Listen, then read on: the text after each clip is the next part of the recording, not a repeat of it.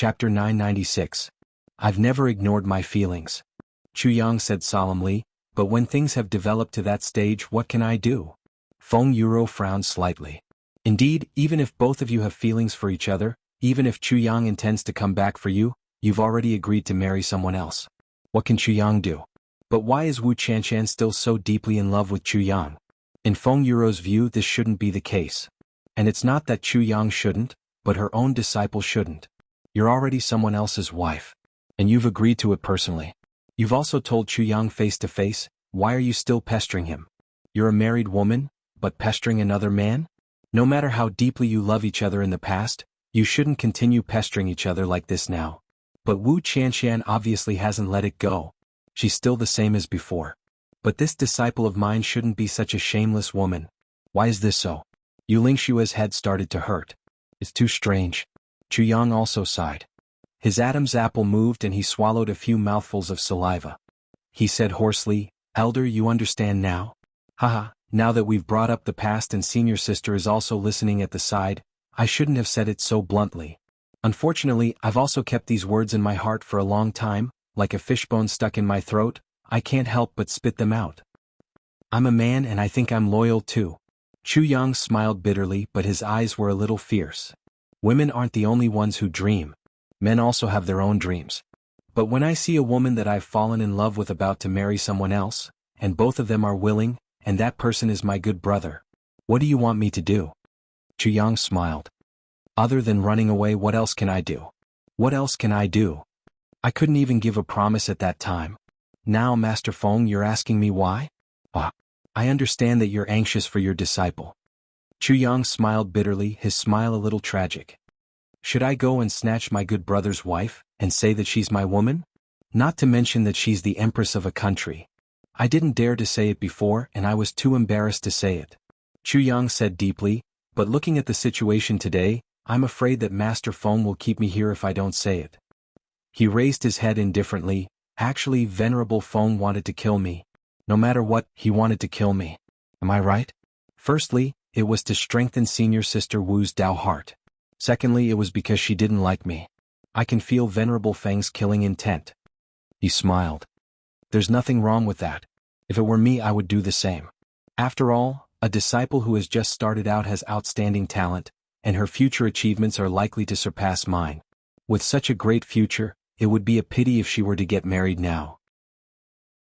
The coldness in Feng Yuro's eyes gradually disappeared and was replaced by admiration and confusion. Very good. Feng Yuro smiled faintly. Your senses are very sharp and sensitive. His ability to judge the situation and size up the situation is even more outstanding. He is resourceful and skillful. He can also be considered a rising star of the younger generation. She said softly, I did want to kill you before, but I changed my mind now. I only want to ask you one thing. Did what you said earlier come from your heart? Chu Yang smiled bitterly.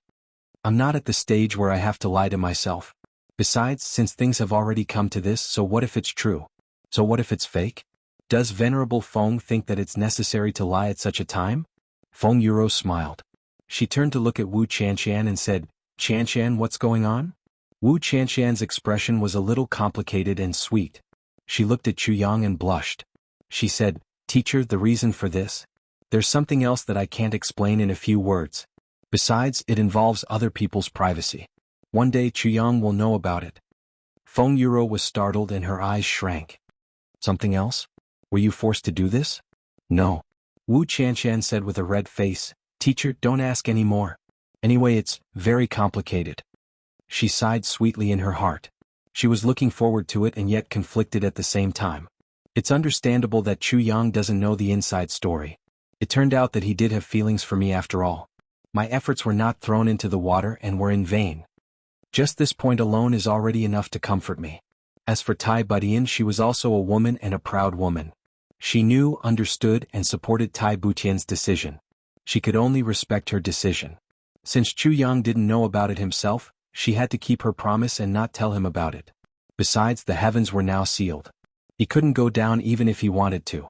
If Chu Yang knew about it, his mind would be disturbed and it would affect his cultivation and battle. She could wait for them to make it clear themselves. As long as they have feelings for each other, there's no hurry to be together. As long as you have me in your heart and don't let me love you so bitterly, that's enough. Actually, my request is really not high. Chu Yang and Feng Yuro had the same expression now. They looked at the shy Wu Qianqian in a daze, confused and confused. What's going on? You didn't deny the fact that you were married to Tai Budian. You didn't deny your feelings for Chu Yang either. Tai Budian didn't force or coerce you. You were the one who agreed to it willingly, yet you're secretly thinking about your old lover until the end of time. You actually don't seem to take such a heinous thing to heart. Instead, you have a clear conscience? No matter what, this is an unbelievable thing to Wu Qianqian. And you're actually secretly happy? This is making us perplexed. According to Wu Qianqian's character, she's not such a shameless woman. The two of them looked at each other and thought in their hearts, looks like the secret behind this is really not small. But no matter how hard they think, they would never have thought that Wu Qianqian's husband, in name, is actually a woman. And she's also Chu Yang's woman. And she even has a child. Since this is the case, what is Wu Qianqian afraid of? What kind of psychological burden could there be? Chu Yang's eyes widened. Even though he was intelligent and quick-witted, he was really confused at this moment. He stuttered, "Senior Sister Wu, what's going on?" Wu Qianqian blushed and rolled her eyes at him. She said, "What do you know? Go and do your own things. You don't have to worry about me." As she said, she actually pursed her lips and smiled dreamily. Her limpid eyes quietly turned and she lowered her head. Then she secretly raised her head again. She pursed her lips and smiled gently again. In that instant she seemed to have thought of something and even her little ears actually turned red. Chu Yang walked out of Jianghu building in a daze, 1 foot high and 1 foot low. He only felt that the weather today was really sunny. But what the hell is going on? Don't tell me that after I confess my feelings, everything will be fine? The wind also stopped, the clouds also stopped, and the murderous aura even more dispersed. He still remembered asking Wu Qianqian before he left the building, then, "Tai Budian, is he really sick?" Wu Qianqian blushed at that time and actually stomped her feet. She said angrily, "Of course he's sick. He's very sick. And what I said is also the truth. His illness, other than you, no one can cure him. Yes, you've cured her illness and so have I." Of course, Wu Qianqian couldn't say these words out loud. Even thinking about it made her face turn red. She drove Minister Chu out of the room as if she was driving him away. Then she leaned against the door and smiled foolishly. Not to mention that Chu Yang, who was chased out, was almost sick from boredom. Even Feng Yuro, who was in the room, stared at her disciple. In that instant, she almost felt that her disciple had lost her mind. Otherwise, why would she do such a thing that went against common sense? "Qianqian, what's going on?" Feng Yuro frowned and asked as she looked at her disciple, who was like a young girl in love. "I am master, don't ask any more. Anyway, there's a secret to this matter, a very big secret. Anyway, this matter. You don't have to bother about it." Wu Qianqian, who had never acted coquettishly ever since she was taken in as a disciple, actually acted coquettishly for the first time. She hugged Feng Yuro's arm and shook it. Feng Yuro's head was dizzy from the shaking. She held her forehead and moaned, I think I need to rest. This world has really changed. It's changed so much that I don't even recognize it anymore." Wu Qianqian smiled quietly. After helping her master to sit down, Wu Qianqian went to make tea. Her face was red and it was unknown what she was thinking about. She poured the tea from the teapot and didn't even realize that the teacup was full. She continued to pour the tea into the teapot. Sigh. Feng Yuro sighed and rolled her eyes. She took the teapot from Wu Qianqian's hands and shook her head. This disciple is hopeless. Feng Yuro had already taken the teapot, but Wu Qianqian still didn't realize it. She was still in that position. After a long time she came to her senses and asked, where's the teapot? By the time you finished pouring tea for me, this Jianghu building would have been flooded. Feng Yuro said with disappointment, I say, Qianqian, women girls must be reserved. Even if you're very willing, you shouldn't immediately reveal such a joyful expression. You'll be looked down upon by others, do you know that? To think that you've commanded troops, fought in battle formations and even been an empress. You're so immature, I really wonder how you're supposed to be the empress of the world. Wu Qianqian laughed mischievously. Then she said with a smile, Master, it's good for a girl to be reserved. But a girl must also dare to love and dare to hate. Because once a girl falls in love, it's for life. Compared to a lifetime of happiness, being reserved isn't important. I didn't dare to say it before because I was afraid that I'd ruin the relationship between him and his sweetheart. So I buried it deep in my heart. Now that I know, I won't say it in the future. Chuyang is a responsible person. When he's done with his own affairs, he'll give me an explanation no matter what. And I'll just wait for him. Wu Qianshan smiled happily. Even if I can't wait my whole life, I already know that he has me in his heart. That's enough. I'm competing with Sharp Knife, and the loser has to tip the loser. I'm going to torture him to death. Everyone, just wait for our page to increase Sharp Knife God's tip. I'm very happy to exploit stingy people.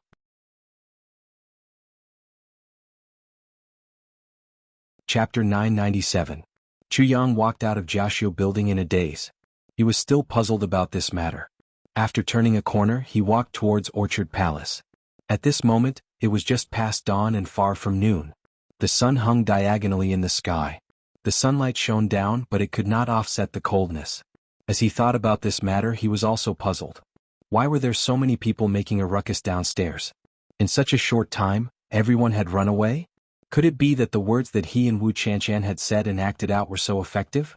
After walking for a while, he was about to reach Orchard Palace. After turning a corner, he suddenly realized that there were a few people looking at him and laughing. Chuyang was stunned. He saw that these people were dressed in blue. They were full of energy. They did not cover their faces nor did they hide their whereabouts. They actually blocked his path so openly. People from the Lan clan. Lan Chang'e was leaning lazily against a tree. When he saw Chuyang coming over, his eyes lit up. He straightened his back and walked over. Brother Chuha. Nice to meet you. Lan Chang'e looked at Chuyang with a hint of coldness in his eyes. He smiled and said, Brother Chu and Wu Xian must have had a good chat? Chuyang smiled shyly and said, Brother Lan must be joking. Sai, this matter is really hard to explain. Lan Chang'e revealed an as expected expression and seemed to heave a sigh of relief. Then he pulled Chuyang's hand and smiled knowingly. He came closer to Chuyang and said, Brother Chu, I'm here today to consult you on something. I hope you can enlighten me. Chuyang was stunned and said, What is it? Lan Chang'e pulled Chuyang affectionately and said, Come, let's talk here. There is a tea house here. Today I will be the host and treat Brother Chu to tea. You and I feel like old friends. Brother Chu, please don't decline. Please come. Chuyang was now bold. He was not afraid of Lan Chang'e's tricks. Besides, he was also very curious about why Lan Chang'e was looking for him. Hence he went with the flow and agreed. The 4 to 5 people turned a corner and entered the tea house. They found a secluded seat and sat down. Lan Chang'e waved his hand and the 4 experts who were accompanying him dispersed and guarded the 4 directions.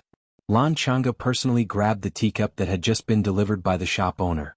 With his other hand he grabbed a pot of hot water and poured tea for Chuyang. His voice was kind, his manner was graceful, and his face was gentle. It was as if he was a completely different person compared to how he was at Jianghu building. Sure enough, the young disciples of these big clans were all shrewd.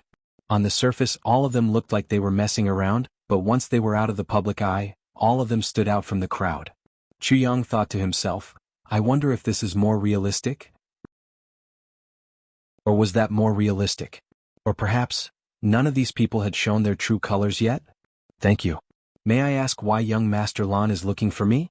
The earlier you tell me, the better. That way I'll know what to do. Chuyang held the teacup, and discovered that the teacup was transparent. Every teacup was actually carved out of a piece of white crystal. From the outside, one could see the rise and fall of the tea. Brother Chu, please be patient. Please try this tea. This is the specialty of Tianji City. It is said that this tea is brewed on a night when the moon is hidden. It is bathed in the stars and is brewed with the help of the heavenly way. How can one not drink the starry night tea in Tianji City? Please. Every guest who comes to this tea house can only have 1 cup of tea per day. Brew it yourself, adjust it yourself, drink it to your own taste and feel your own artistic conception. Lan Chang'e served the tea attentively. I heard that everyone who drinks this tea has a different feeling. It's very magical. Oh? There's such a thing? I wonder what Brother Lan's feeling is? Chuyang held up the teacup and gently blew on the floating tea as he said lightly. You're looking for me for something, but I'm not looking for you for something. You're not anxious, so I'm not anxious either. Let's just waste time. I have plenty of time. I have tens of thousands of years to waste time with you. Brother Chu, this tea is also like life. Look, although the tea leaves in the teacup are floating, each of them is trying hard to float upwards. Although each of them is independent, the opening of the teacup is only so big. With so many tea leaves, it's impossible for all of them to float to the top.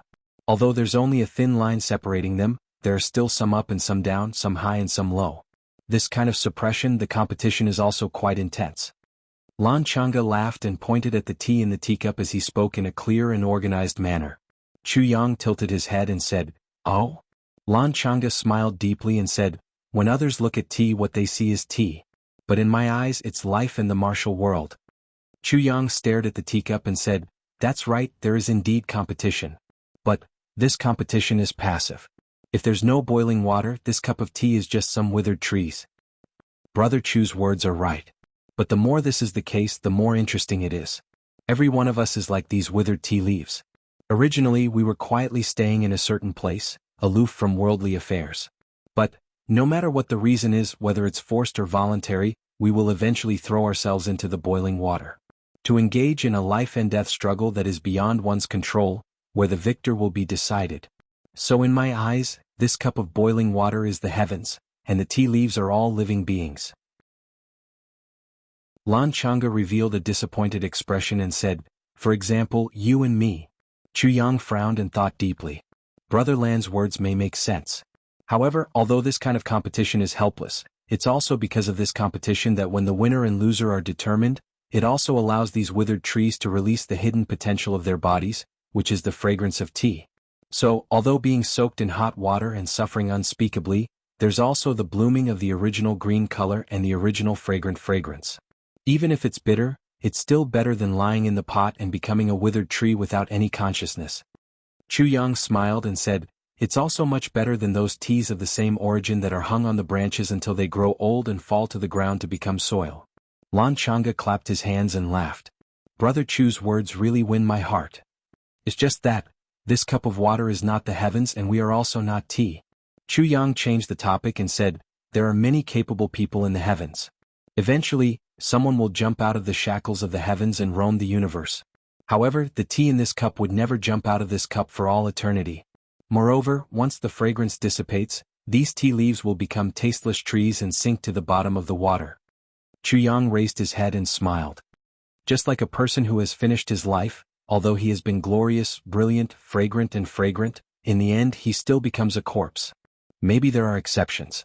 Some tea leaves are always floating on the surface of the water, but they are also drunk into the stomach of the person who drank the tea and disappeared without a trace. Chu Yang smiled faintly and said, "What do you think, Brother Lan?" Lan Chang'e's eyes flashed and he said, "Chu Yang has also not seen the outside world, right? Who knows if those who have jumped out of the shackles of the heavens did not jump into the stomach of others?" Chu Yang shook his head and laughed. Brother Lan's words are too reasonable. He made a silent evaluation in his heart. This Lan Chang'e was somewhat scheming and also somewhat enlightened. He could be said to be a talent. However, his thinking was somewhat cruel and pessimistic. Such a person had actually already accepted his fate. He believed that even if he jumped out of the heavens, it would be a dead end. Therefore, his lifetime achievements would not be too high. Moreover, he was somewhat narrow-minded and could not bear to see others succeed. This could be seen from a sentence. Who knows if those who have jumped out of the shackles of the heavens did not jump into the stomach of others? Chu Yang wanted to say, "It's a pity that you don't even have the ability and qualifications to jump into the stomach of others." But after thinking for a while, he finally swallowed his words. The situation now was complicated. There was really no need to offend anyone for a cup of tea, especially such a narrow-minded person. Lan Chang'e picked up the teacup in front of him and shook it. The tea that was floating on the surface of the water slowly fell to the bottom of the teacup. He smiled warmly and said, "Brother Chu, look. Isn't this the time when the heavens were folded? That powerful person shook the teacup, the heavens, and so many incompetent people died." He placed the teacup on the table and waited for the water to calm down. Chu Yang realized that there were pieces of tea floating on top of Lan Chang'e's tea. The geographical situation was actually similar to that of the big clans now. Only this piece of tea is left. Doesn't it look like a big clan? Lan Chang'e smiled meaningfully. Chu Yang laughed and frowned in his heart. This Lan Chang'e, compared to Diwu Qingrou's breadth of mind, was like heaven and earth. Just this analogy alone could be seen to be somewhat frivolous. Moreover, this was the first time they met. You said such words and made such an analogy in front of someone who was not from a big clan. This piece of tea is also secretly competing. Lan Chang'e's eyes shone with excitement. He looked at the tea and said, Competing to see who sinks first? Chuyang nodded and smiled. This piece of tea is the biggest, just like the Yi clan. Lan Chang'e used his index finger to point at the piece of tea and said, although it is big, it is also slightly old and rotten. Although this piece of tea occupies the best spot, it is also the target of public criticism. The other pieces of tea are all trying to get closer to this piece of tea. If there is an external force shaking this piece of tea, it will fall down. Lan Chang'e laughed and said, Brother Chu, Yi Shifeng's team seems to be a little unfriendly. Brother Chu, do you know that this power is currently in your hands? Chuyang frowned and said with a little confusion, the power is in my hands? Yes, Yi Shifeng first spread rumors to me to make things difficult for you. Then, after Brother Chu mentioned Wu Xian's injury, he immediately changed his attitude. I'm sure Brother Chu is aware of the strangeness of this matter. Lan Chang'e smiled meaningfully and said, Brother Chu, may I ask? Is Wu Xian's injury caused by the Yi clan? Moreover, the Yi clan must have done it secretly, so Wu Xian still doesn't know who the real culprit is. However, Brother Chu knows? Chapter 998. Brother Lan's thoughts are really meticulous. Chuyang praised him from the bottom of his heart. This Duke Lan, who only knew how to use singing to pick up girls, was able to deduce such a matter from a short conversation between Chuyang and Yi Shifeng. Furthermore, he was able to deduce the truth of the matter. Not to mention this person's character, his wisdom and insight could be said to be shocking. Chuyang purposely revealed the matter at that place to plant a bomb for the Yi clan. However, he did not expect that the first person who came to the door after smelling the fishy smell was Lan Chang'e. According to this deduction, Yi Shifeng definitely did not know Wu Xian's identity at that time and only wanted to let his subordinates kidnap the beauty. However, he did not expect to meet such a tough opponent. Lan Chang'e smiled and said, Yi Shifeng actually dared to use force on the younger brother of the Moon Breeze couple. I, Lan Chang'e, have to admire his lust. Chuyang laughed heartily and said sincerely, Duke Lan's insight really makes me want to prostrate myself in admiration and pay you back. Lan Chang'e laughed and said, It's all thanks to Brother Chu. Chuyang said, So what do you mean? Lan Chang'e smiled sinisterly and said, This piece of tea in the center is already being eyed covetously. However, as long as someone shakes the teacup, this piece of tea will fall. And the Moon Breeze couple can shake it completely. Lan Chang'e smiled faintly and raised his head to look at Chuyang. He said, Brother Chu, an opportunity to change the world is now in front of you. Just one word from you and the situation of the entire heavenly layer will change because of you. Therefore, in Lan Chang'e's eyes, Chuyang's face turned red. He was extremely excited. His body couldn't help but lean forward. Although he immediately realized it and changed back. However, this proved that Chuyang was extremely excited at the moment. Moreover, Chuyang's fist unconsciously clenched into a tight fist. Then he let go, but his knuckles were already white. Obviously, this sentence had shocked Chuyang too much. The situation of the entire heavenly layer will change because of you. Since ancient times, who had been able to do this? Lan Chang'e sneered in his heart. He is indeed a bumpkin. He was actually bewitched by a few words of mine and became dizzy. To change the situation of the heavens. Just by relying on a country bumpkin like you. Brother Chu, you didn't expect this, right? Lan Chang'e smiled reservedly. In order to cater to Chuyang, his eyes also revealed a fiery look like Chuyang's. He lowered his voice and appeared even more mysterious and serious. As long as Brother Chu says a word and passes it to Wu Xian, how can Elders Feng and you tolerate their beloved disciple being bullied like this? As long as there is chaos, and this is a critical moment where the Master of Calamity Sword is about to come out, the entire level 9 heavens will be in chaos. The Yi clan will fall. His voice was trembling with excitement. When the time comes, Brother Chu's name will spread far and wide. Whoever sees you will give you a thumbs up and say, what a hero. A good man. Even the Master of the Calamity Sword might not be able to do it, but you can do it with just one word. Brother Chu, what is the purpose of living in this world? What is the reason for a man to fight for his entire life? Chuyang was so agitated that his face was flushed red, as if he had been injected with chicken blood. Even his scalp seemed to be glowing. He looked at Lan Chang'e agitatedly, his eyes almost popping out of their sockets. He nodded repeatedly like a chicken pecking at rice. Yes. Yes. Yes, yes, yes, yes. What Brother Lan said makes so much sense. Lan Chang'e was even more energized. He said, when the time comes, Brother Chu will hold the universe in your hands, step on the wind and clouds, and shake the heaven and earth with a stomp of your feet. Don't forget to give me a hand. Jianghu was overjoyed. He even forgot his place and patted Lan Changa's head, as if he was patting a puppy. He laughed heartily and said, "Of course. When the time comes, if you have any problems, Changa can just use my name." The corner of Lan Changa's mouth twitched, and a few black lines appeared on his face. He forcibly suppressed the anger in his heart, and put on a face full of smiles, saying, "Then in the future, we brothers must work together sincerely." Chuyang patted his head again and comforted him, saying, "Don't worry. I'm not that kind of person who forgets favors and violates justice. All in all, the Lan clan will be under my protection in the future." The corner of Lan Changa's mouth twitched again. He almost could not control himself and jumped up to slap this little guy into meat paste. "Damn it, who do you think you are? The Lan clan will be under my protection in the future?" I spat out the food that I ate last year and almost threw up. But in order to achieve his goal, he put on a smile on his face and said respectfully, "Of course, of course." His heart was as uncomfortable as if he had eaten a fly. And it was a fly that had just flown up from a pile of steaming feces. Lan Changa's face was full of smiles, but in his heart he could not wait to strangle this bastard to death. He scolded disdainfully in his heart, "Idiot! You really think you are a big shot? See how I will play you to death, you bastard." Chu Yang's face was full of excitement. He patted this guy's head with both of his hands. He really wanted to stop patting and just break it. He scolded disdainfully in his heart, "Fuck your mother, you really think I am an old fool? See how I will play you to death. But once this matter is discovered by the Yi clan, Brother Chu's life will be in danger," Lan Changa said worriedly, looking at Chu Yang with concern. "I wonder if Brother Chu has a good plan? To promote this great plan that will change the world? Will it also help my brother achieve his unparalleled fame? Be passed down through the ages?" Chu Yang scolded angrily in his heart, "After talking for so long, aren't you just pouring out the dirty water in your stomach?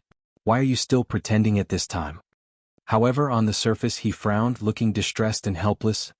I really have not thought about it. If the Yi clan wants to kill me, how can I be a match for the Yi clan?" He looked like a coward. Lan Changa suddenly looked down on him again. He despised him even more in his heart. However, on the surface he looked heroic. He patted his chest and said forthrightly, "Brother Chu, have you forgotten about me? This little brother here has a foolproof plan." Chu Yang hurriedly asked, "What foolproof plan? Hurry up and tell me, haha Changa, I realize that you are really too cute, haha." As he said, he patted his head as if he was comforting a puppy. He even stroked his head along his neck. It was like a person praising a big yellow dog. "So obedient?" Lan Changa shook his head awkwardly. However, for the sake of the big picture, he did not dare to get angry. He said, "Brother Chu has already established a relationship with Wuxia. There will be follow-up treatment in the future. You only need to remind her intentionally or unintentionally. As a young girl, Wuxia was almost raped. How can she take this lying down? Therefore, Wuxia will definitely start an investigation. Once she finds conclusive evidence, she will inform the elders Feng and you and I only need to add fuel to the fire. The conflict between the Yi clan and the elders Feng and you will only get bigger and bigger," Chu Yang said doubtfully, "but even so, it is not enough to blow things up." Lan Changa's eyes revealed a trace of viciousness. He said, "Brother Chu, how is Wuxia?" Chu Yang stuck out his tongue and licked his lips. He said greedily, "She is like a fairy who has turned into a human. Too beautiful." A trace of jealousy appeared on Lan Changa's face. He immediately hid it and said, "Brother Chu, don't you want to have such a beauty forever? Think about it. If every night you can have such a beauty under your crotch and enjoy to your heart's content, how blissful would that be?" Chu Yang's eyes revealed a trace of anger. At this moment, because of this sentence, Lan Changa had already been sentenced to death in his heart. There was absolutely no hope for him to live. Damn it, how dare he say that about Senior Wu? But, this suggestion, cough cough, that is my business. His face had a perverted expression. He pretended to be noble and said, "Brother Lan, cough cough, what are you saying? Wuxia and I have a pure relationship." Once he heard the words pure relationship, Lan Changa's anger surged up. His chest almost exploded and he could not breathe. He almost wanted to curse and kill this guy in front of him in one breath. What the hell is this pure relationship between a man and a woman? Brother Chu, don't you want to? Lan Changa suppressed the urge to vomit blood. Of course I want to. Chu Yang blurted out without thinking. I have a way to help Brother Chu. Not only can Brother Chu bring the beauty home, but it can also push the blame to the Yi clan and make the elders Feng and Yu furious. From then on they will fight the Yi clan to the death. Lan Chang'e said mysteriously. Say it, Chu Yang said impatiently.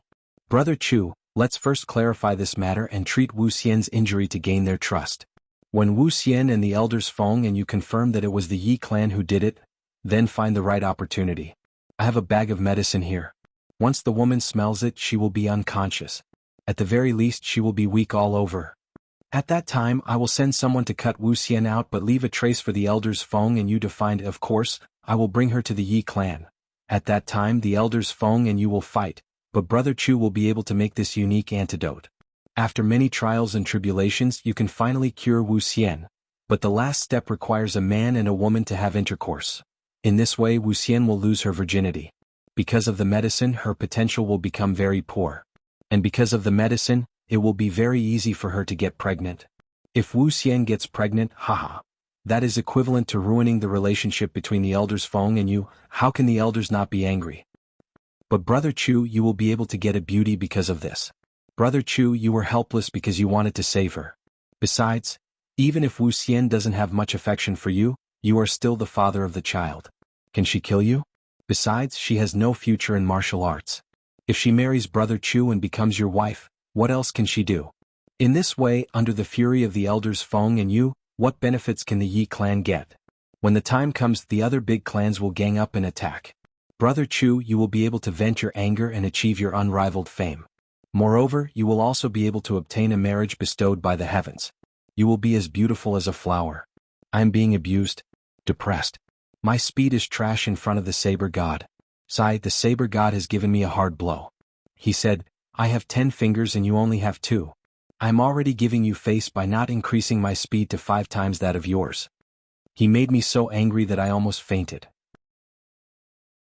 After thinking for a long time I finally replied, although I only have 2 fingers when we are fighting, my 2 fingers are always pointing at you. Chapter 999. What a brilliant plan. Chu Yang slapped his thigh and said hesitantly, then, isn't it too immoral? I've been gentle and modest since young, gentle and kind since young. Lan Chang'e scolded him in his heart, you're a pile of dog shit. But he advised, Brother Chu, I really don't know what to say. You must know that a real man. Chu Yang's face was conflicted and hesitant. Finally, it turned into determination. Okay.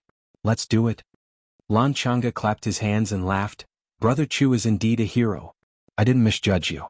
Only a big dish like Brother Chu can achieve great things. Chu Yang laughed heartily. But his heart was heavy. This plan could not be said to be not ingenious and could not be said to be not sinister. However, Chu Yang could see a lot of things from this. So, he became even more vigilant. Lan Chang'e did not do this to cause chaos in the heavenly layer and change the situation, but to cause the Yi clan to fall into a quagmire here. With the elders Feng and Yu hindering them, the Yi clan would not be able to do anything in this Tianji city. How would they be able to do anything else? In this way, the matter of the divine clan elder would become the Lan clans? But even if the Yi clan backed out of this matter, what confidence did the Lan clan have to succeed? Moreover, the Ling clan was now involved. There must be other reasons for this. But no matter what, a mere elder of the Lan clan dared to plot against the elders Feng and Yu.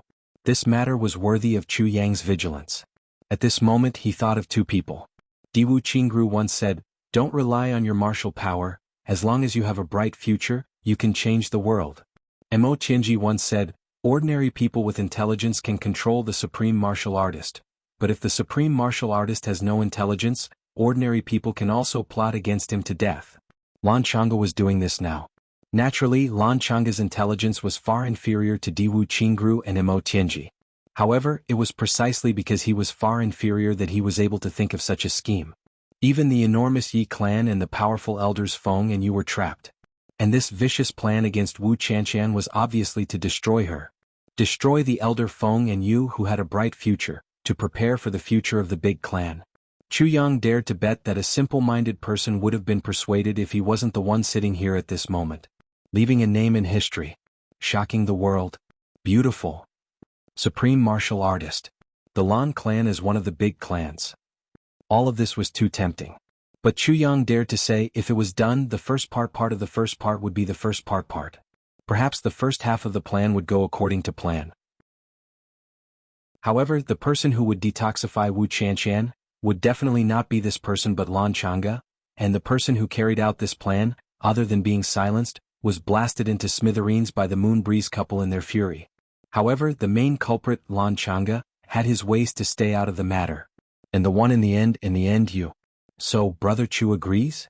Lan Chang'e asked excitedly. Yes. Chu Yang gritted his teeth, stared and slapped his thigh. Ah.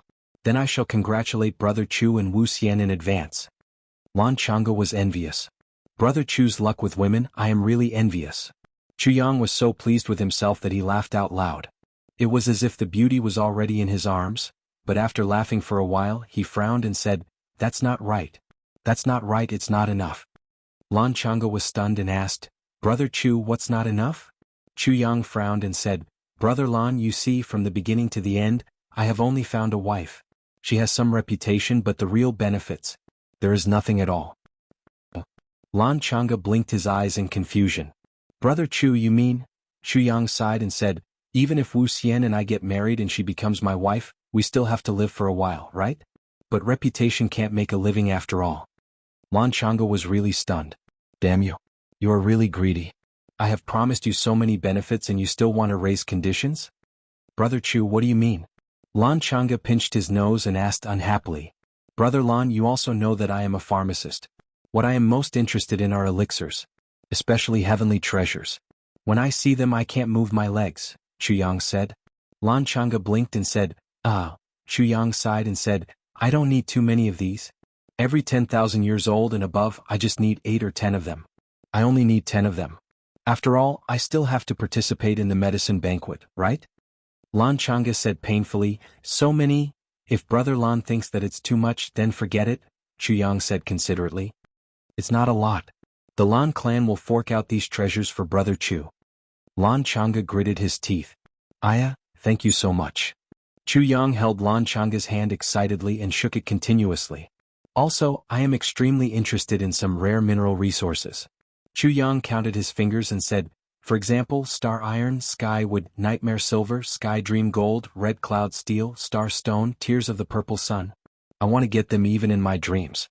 I don't ask for too much of each type. A few £100 will do. Brother Lan, these things are priceless. They are the real treasures.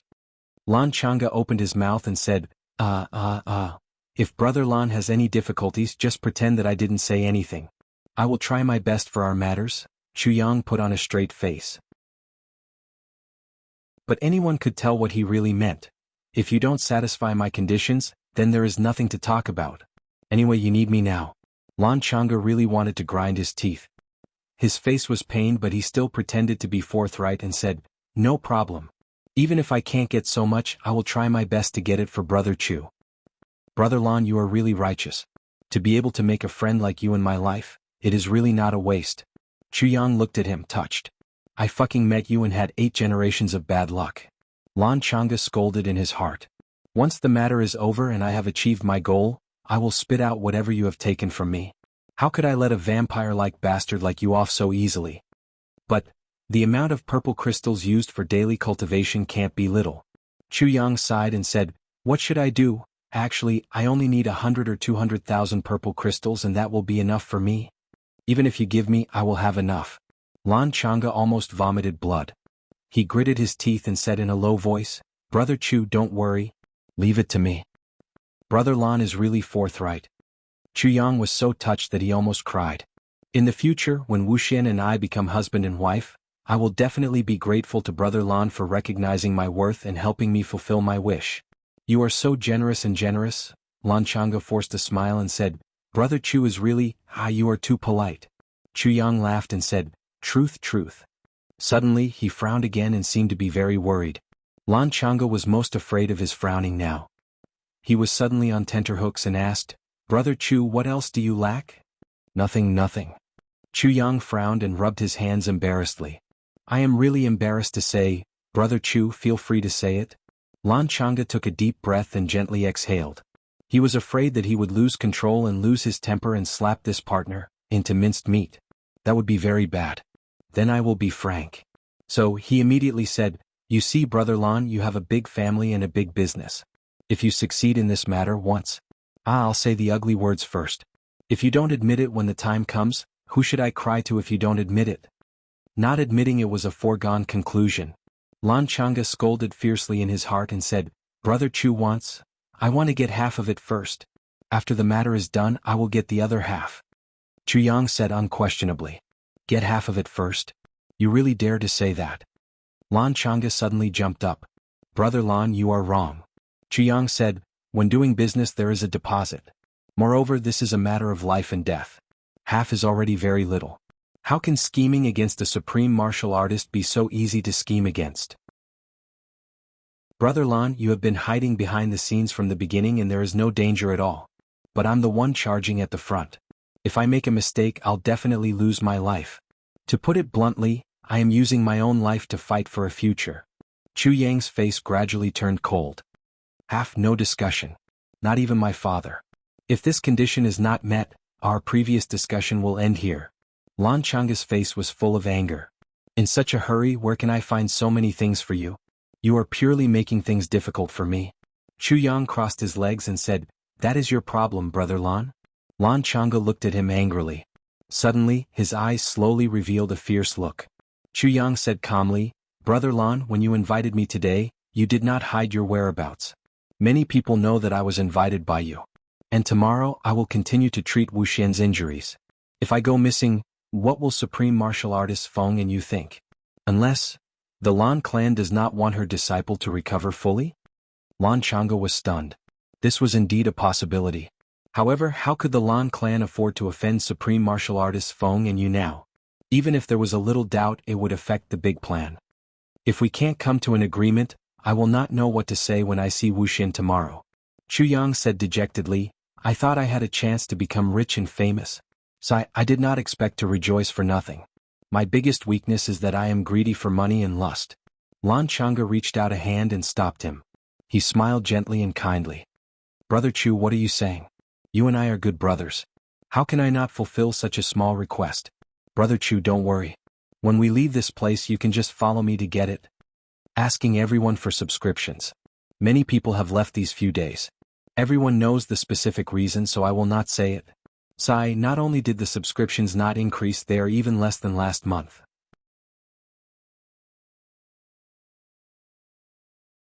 Chapter 1000. Chiang was overjoyed. Really? Lan Changa's heart was bleeding. He said, I, Lan Changa, always keep my promises. That's great. Chu Yang shook his hand. You treat me as a country knight, I will repay you wholeheartedly. Brother Lan, don't worry. I am just one person, I will not be able to escape from the Lan clan. So, our cooperation will definitely work. How would I dare to be crafty? Lan Changa smiled cruelly. It's good that you know. However, Brother Lan has to promise that after the deal is done, you will not burn the bridge after crossing the river or kill me to silence me, Chu Yang said solemnly. Of course. Lan Changa said solemnly.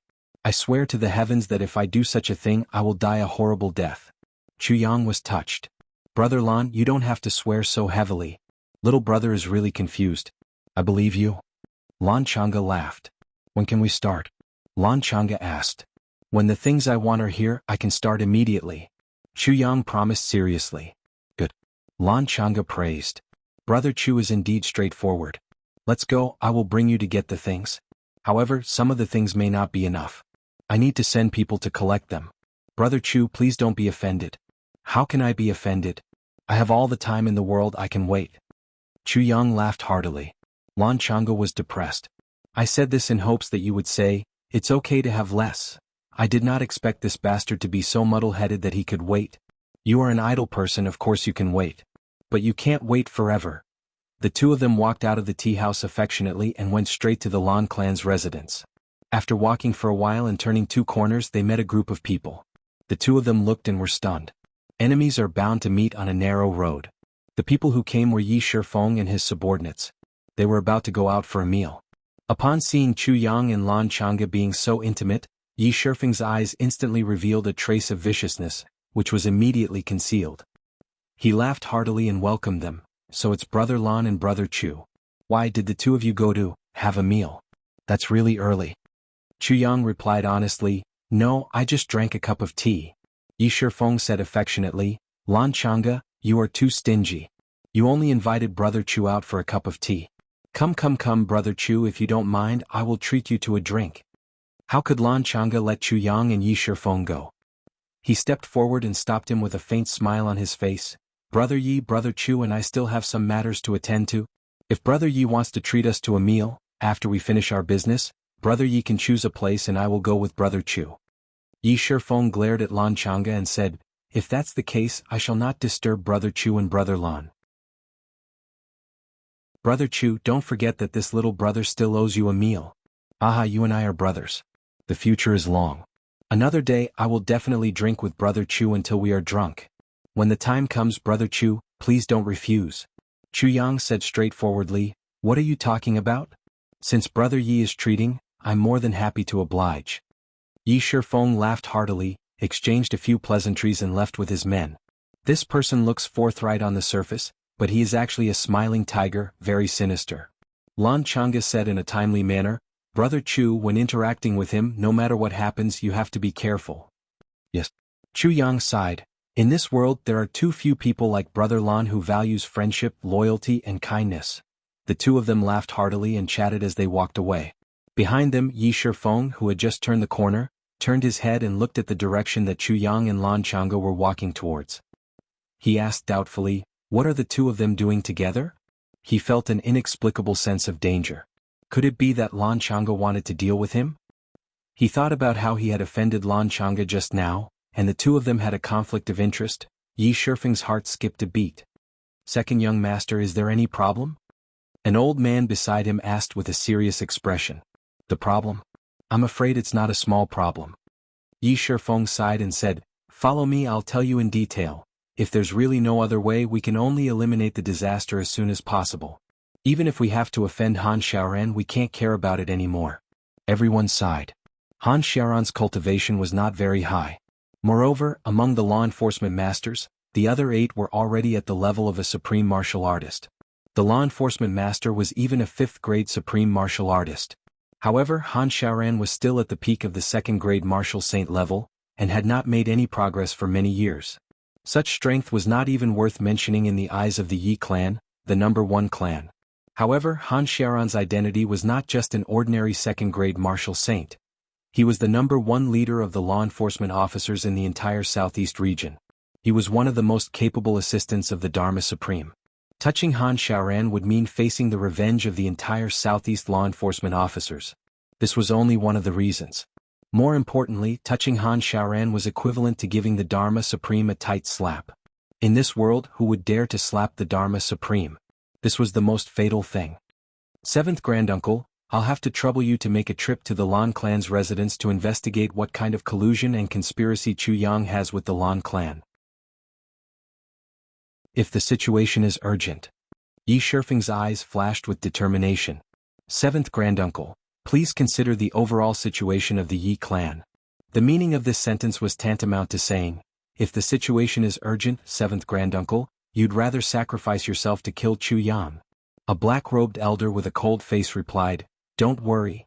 The black-robed figure rose and chased after Lan Chang'e and Chu Yang. In an instant they disappeared without a trace. Is there a need to do this?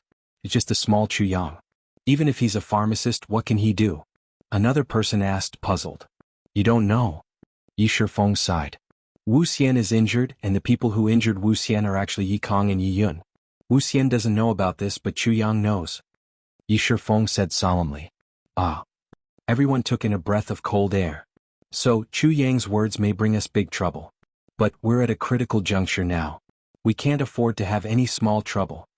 Yi Shifeng let out a long breath and said, otherwise I'd rather offend Han Xiaoran.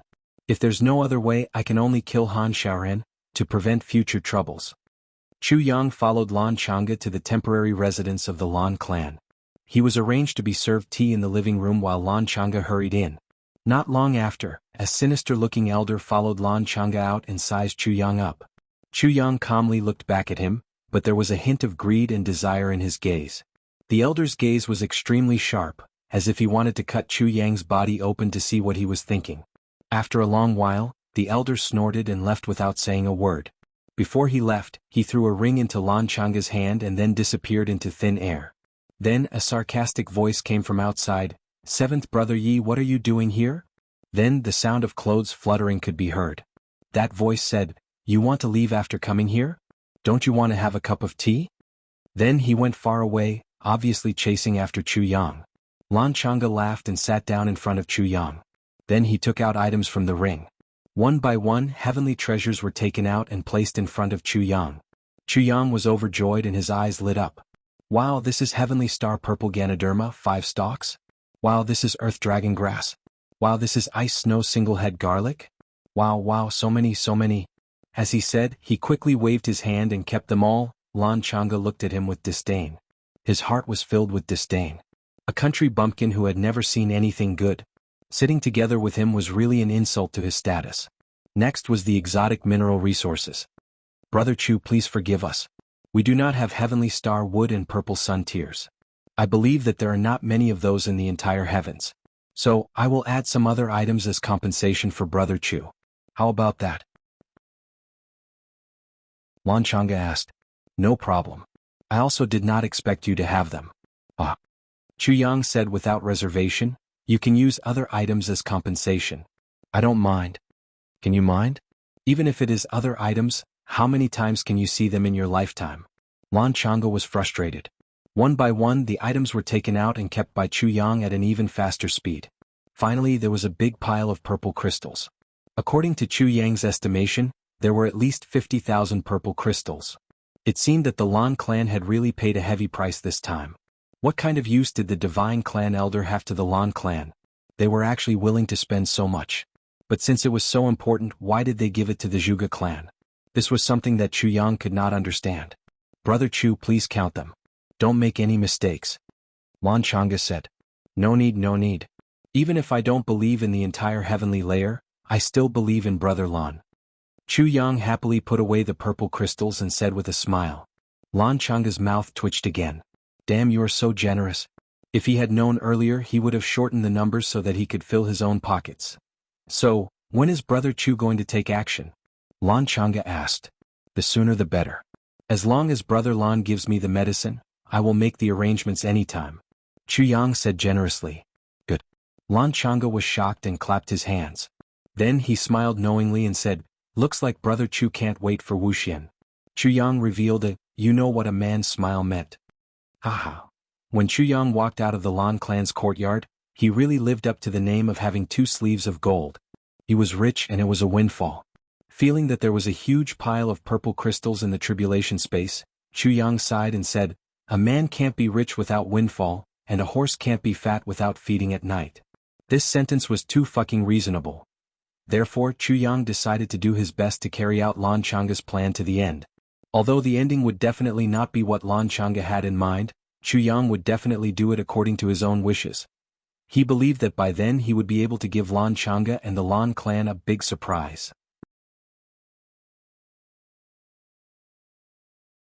Chapter 1001. Chu Yang arrived at the Orchard Palace easily. The moment he entered he felt that something was wrong. It was too quiet. He thought that Zi Sheqing had brought Chu Lur out to play again. When he opened the door he saw that Chu Lur was soaked in a big wooden basin. Zi Sheqing was standing outside the basin, pressing one hand on Chu Lur's head and urging something with all her might. "What's going on?" Chu Yang scratched his head. "Big brother, don't look." Chu Lur was half naked in the wooden basin. When she saw Chu Yang enter, she immediately became shy. Chu Yang pursed his lips and said, "What a sensitive little girl. You even told me not to look. Even if I look, what can I see? 2 rows of ribs." It was true. Due to her illness all year round and her young age, Chu Lur's female body had not started to develop. There were no signs at all. No wonder Chu Yang did not care.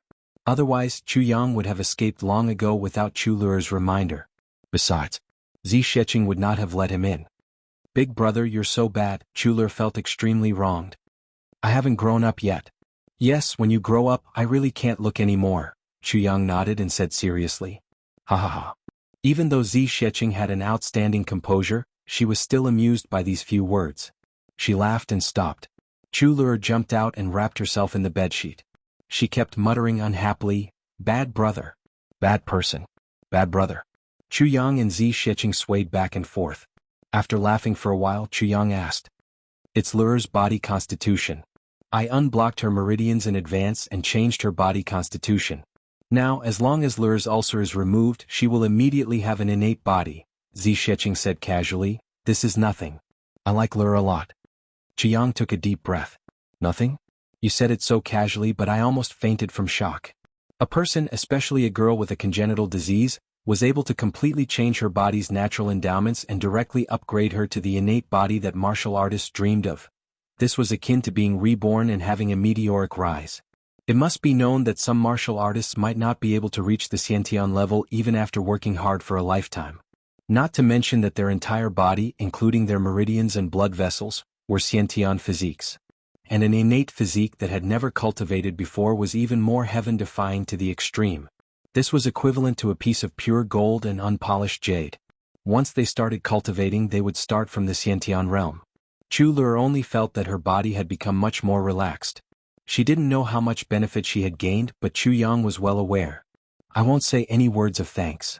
Chu Yang gazed deeply at Zi Shiqing and said slowly, "How could such a huge favor be expressed with just the word, thank you?"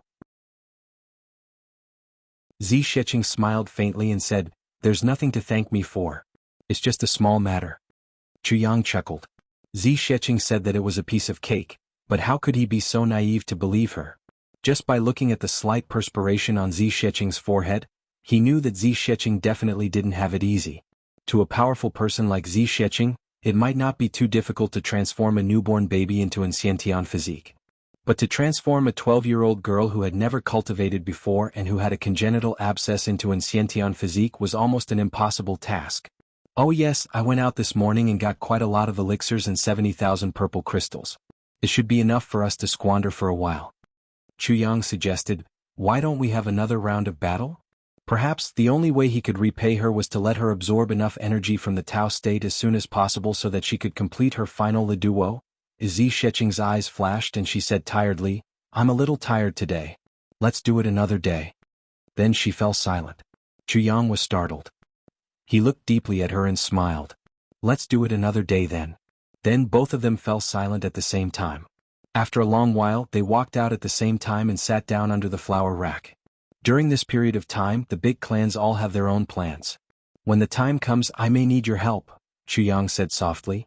This sentence was a little awkward. Even if he didn't say it, Zi Shiqing would definitely help him when the time came. "No problem." Zi Shiqing leaned back on the chair and revealed a hint of laziness. This laziness on Zi Shiqing was really rare. Chu Yang couldn't help but stare blankly. "Actually, if you just want to unify the heavens, I think I can help." Zi Shiqing looked at him seriously.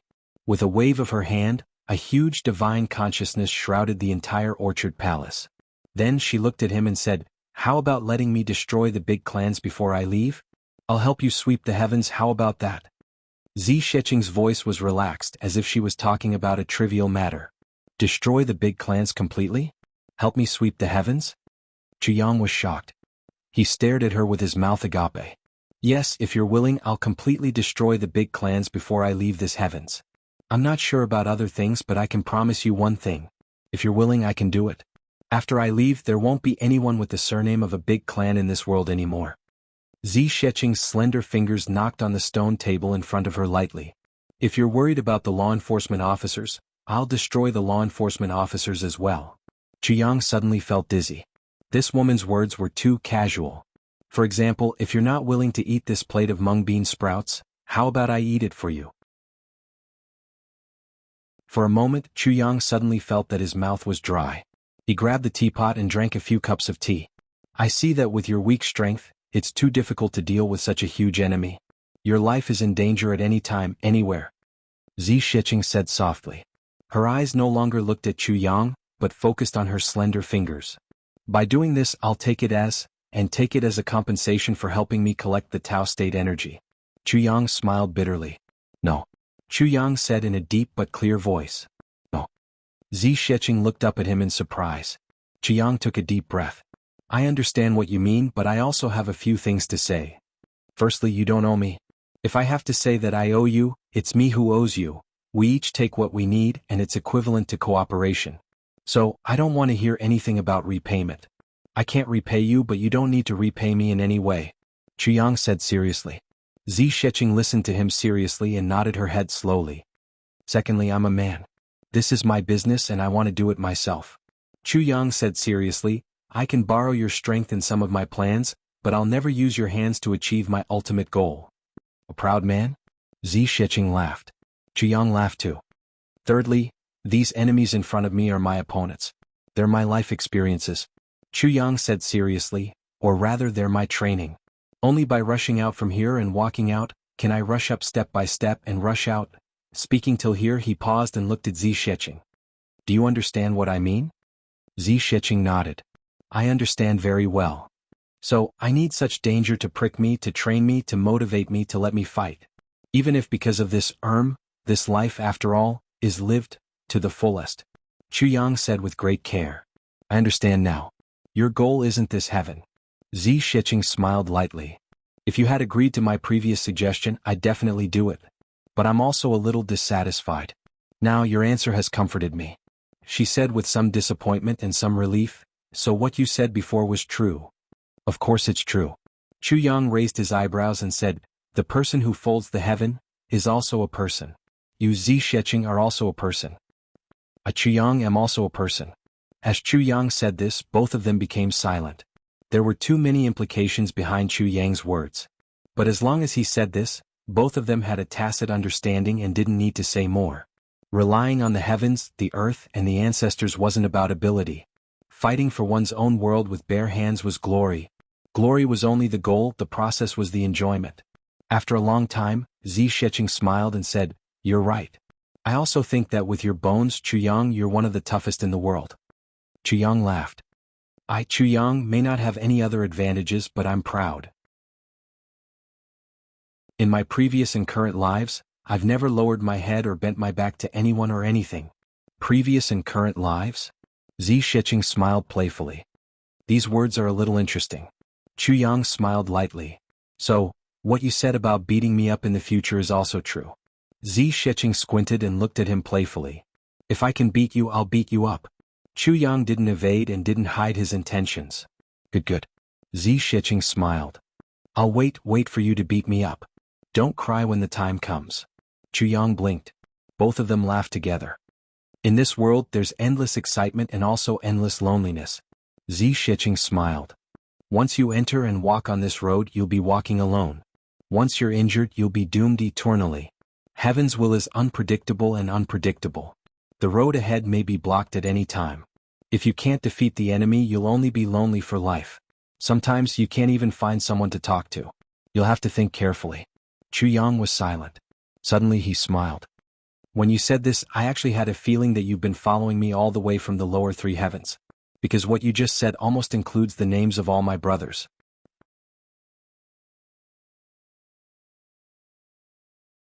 Chapter 1002. Traveling alone, I have a brother called Gu Duxing. Once he is injured, he will be doomed eternally. Therefore he must not be injured. Therefore I have a brother called Dong Wushang. Heaven's will is hard to predict. I have a brother called Mo Tianji. The wind and clouds are strange. I have a brother called Ao Shiyun. His road ahead may be blocked at any time. Therefore I have a brother called Rui Badong. If he cannot defeat the enemy, he will be lonely for life. I have two other brothers. One is called Luo Kadi and the other is called GMO. Sometimes I can't even find someone to talk to. Chuyang smiled warmly. My junior brother's name is Tan Tan. And as long as we get through all of this, we will be glorious and the sun will rise from the east. Chuyang smiled. My other brother is called Xie Danqiong. And I, Chuyang, will go out of the sun, that is, the sun will rise from the east.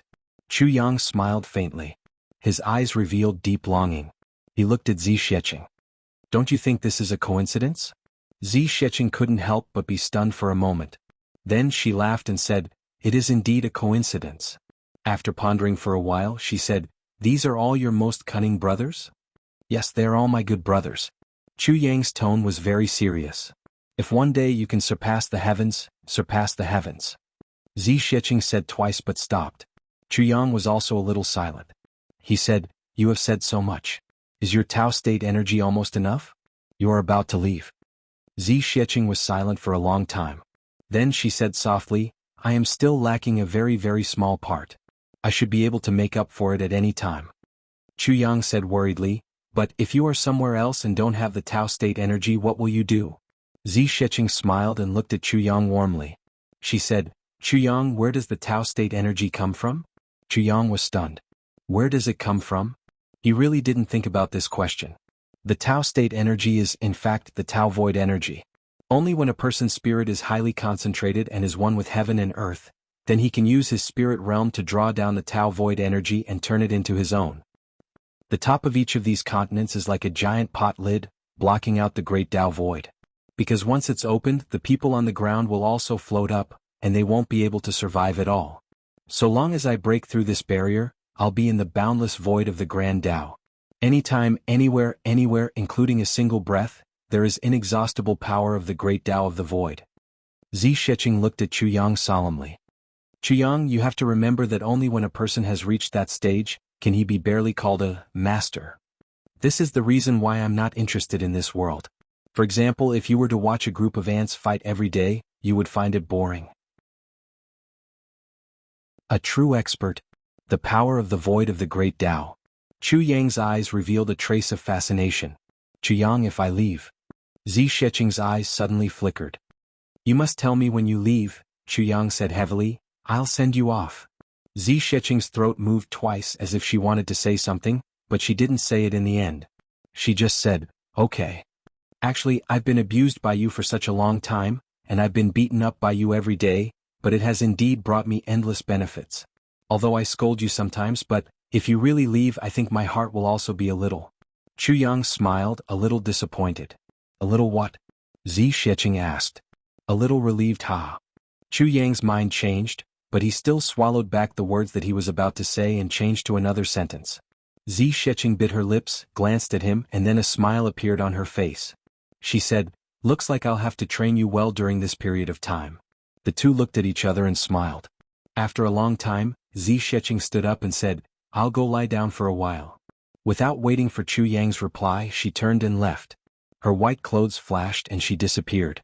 But Chu Yang clearly felt that Zi Sheqing seemed to be in a hurry, as if she was hiding from something. He couldn't help but sigh and was in a daze. Actually, as a man maybe I'm qualified. But as a woman, a man like me. Chu Yang murmured and smiled bitterly.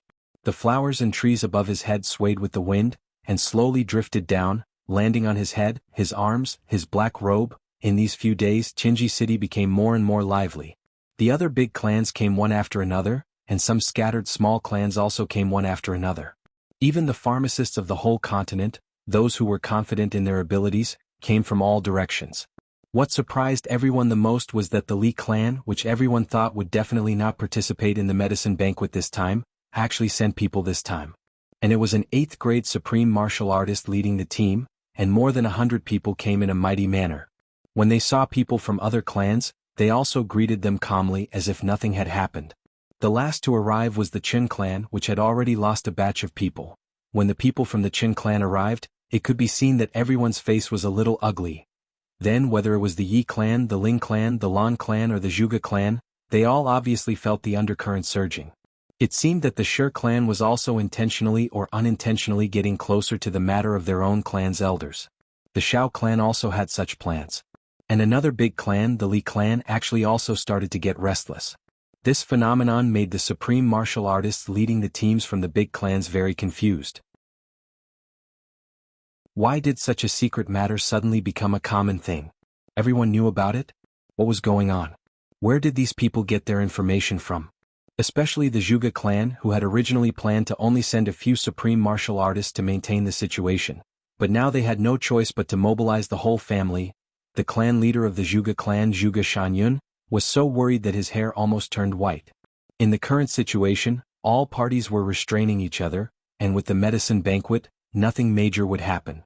But this didn't mean that these few clans didn't make any moves. Once one of them felt that the time was ripe and exploded, it would definitely affect the whole situation.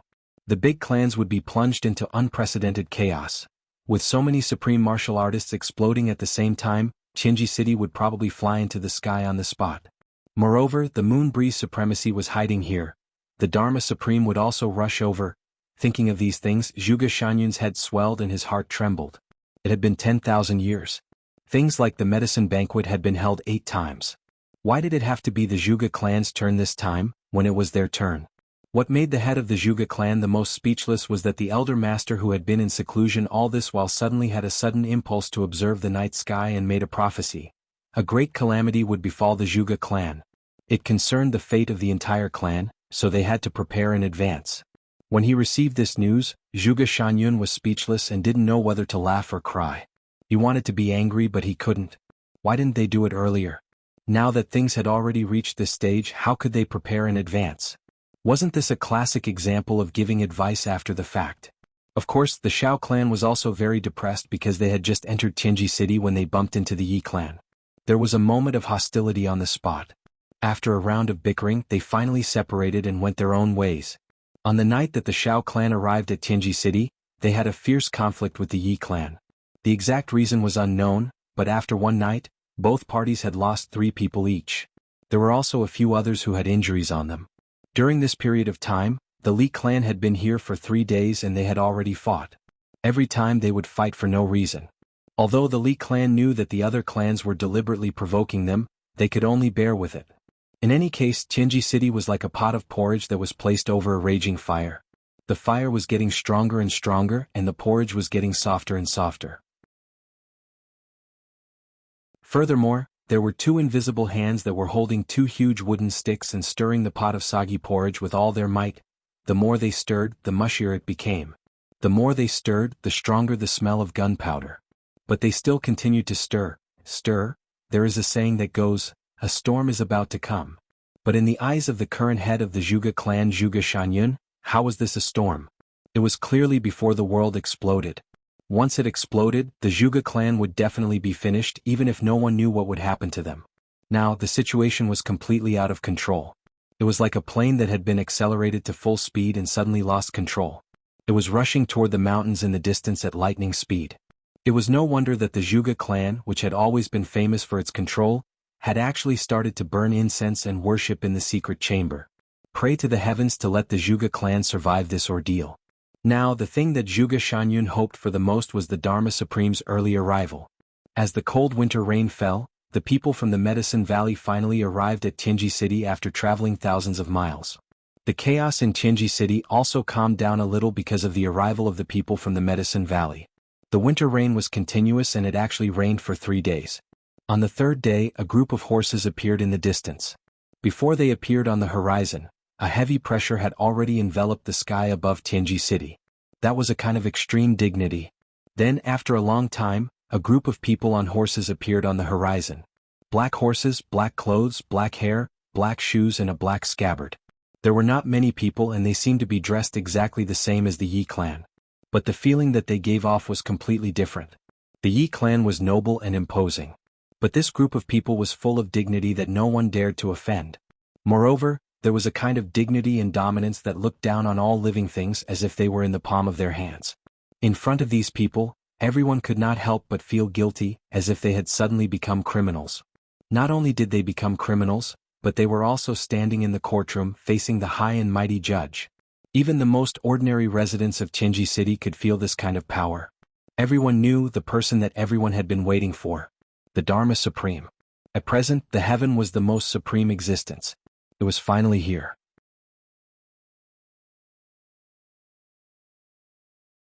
Chapter 1003. The people of the big clans were clearly divided into groups at the city gate, welcoming the arrival of the Dharma Supreme. The Yi clan was black like ink like the night sky. At the very front, there was a ball of darkness, and the shadows were wrapped around a figure standing there. The people of the Shao clan were dressed in green. At the front there was also a person wrapped in green fog. The people of the Lan clan were dressed in green, but gave off a very simple and elegant feeling, standing quietly. At the front of the group, there was a figure standing upright without any concealment. The people of the Ling clan were dressed in white like snow. The person at the front, even his hair and beard were snow white, standing tall and straight. Once one saw the people of the Ling clan, it was as if they could feel the bone-chilling cold wind on the snowy plains. The people of the Shi clan were dressed in light green, really like a pair of big green stones on the Daqing mountains. The people of the Zhuge clan were dressed in linen, all of them with the demeanor of a celestial being. The people of the Li clan were dressed in purple. The purple aura was dazzling, like the purple aura coming from the east. The people of the Qin clan were dressed in yellow, shining brightly, actually graceful and luxurious. The people of the Li clan were dressed in blue. In front of each group there was a person standing. This person was the candidate chosen to nourish the heavens in this medicine banquet organized by the big clans, the Medicine Valley and the law enforcement officers. The lowest was a 7th grade supreme martial artist. This law enforcement master formed a group and waited quietly. At this moment outside Tianji City, it was a true gathering of heroes and experts. The black group from afar slowly approached. With every step they took, it seemed that the solemn and majestic aura became stronger. On the city gate tower of Tianji City, 2 figures in white stood in the wind. They were Yu Lingxue and Feng Yuro. How majestic! Feng Yuro pursed her lips slightly. I have always hated this kind of style. Yu Lingxue sighed deeply. Law enforcement officers are not individuals who can abuse their power, their lives.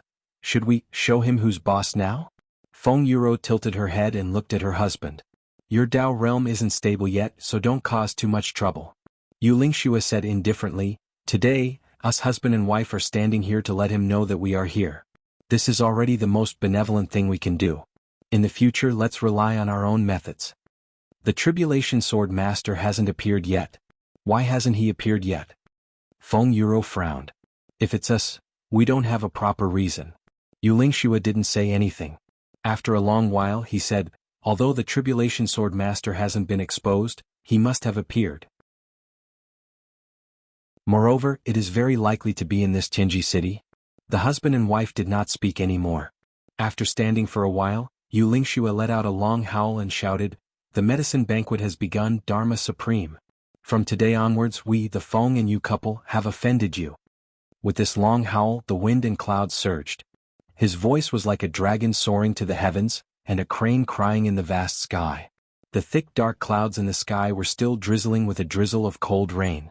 But at this moment, a big hole suddenly opened up in the sky, and thousands of rays of sunlight poured down, illuminating the drizzle in the sky like a dream. Yu Lingxue's voice was also like thunder in spring. In the sky, from the direction of where he was standing in Tianji City, it rumbled and crushed forward. Everywhere it passed, the mountains shook and the earth shook as if the sky was falling and the earth was splitting. In the group below, other than the leader, everyone else had a look of astonishment on their faces. From the black group far away, an invisible aura suddenly shot up to the sky. This aura shot straight up to the sky. The dark clouds that had just been opened up by a small gap actually closed up rapidly. Between the sky and the earth, the rain resumed. An elegant voice without the slightest bit of worldly life, said with a smile, I love this kind of drizzling weather the most, it's full of poetry. Walking in this drizzling land, it's as if my soul is also receiving the cleansing of heaven and earth. Then this voice said, Brother Yu, after entering the city, are you willing to get drunk with me? Yu Lingxue stood on top of the city gate tower and said indifferently, Those who walk different paths cannot work together. This voice laughed softly. A wave of laughter suddenly spread just like that. Everyone who heard this laughter suddenly felt happy and relaxed.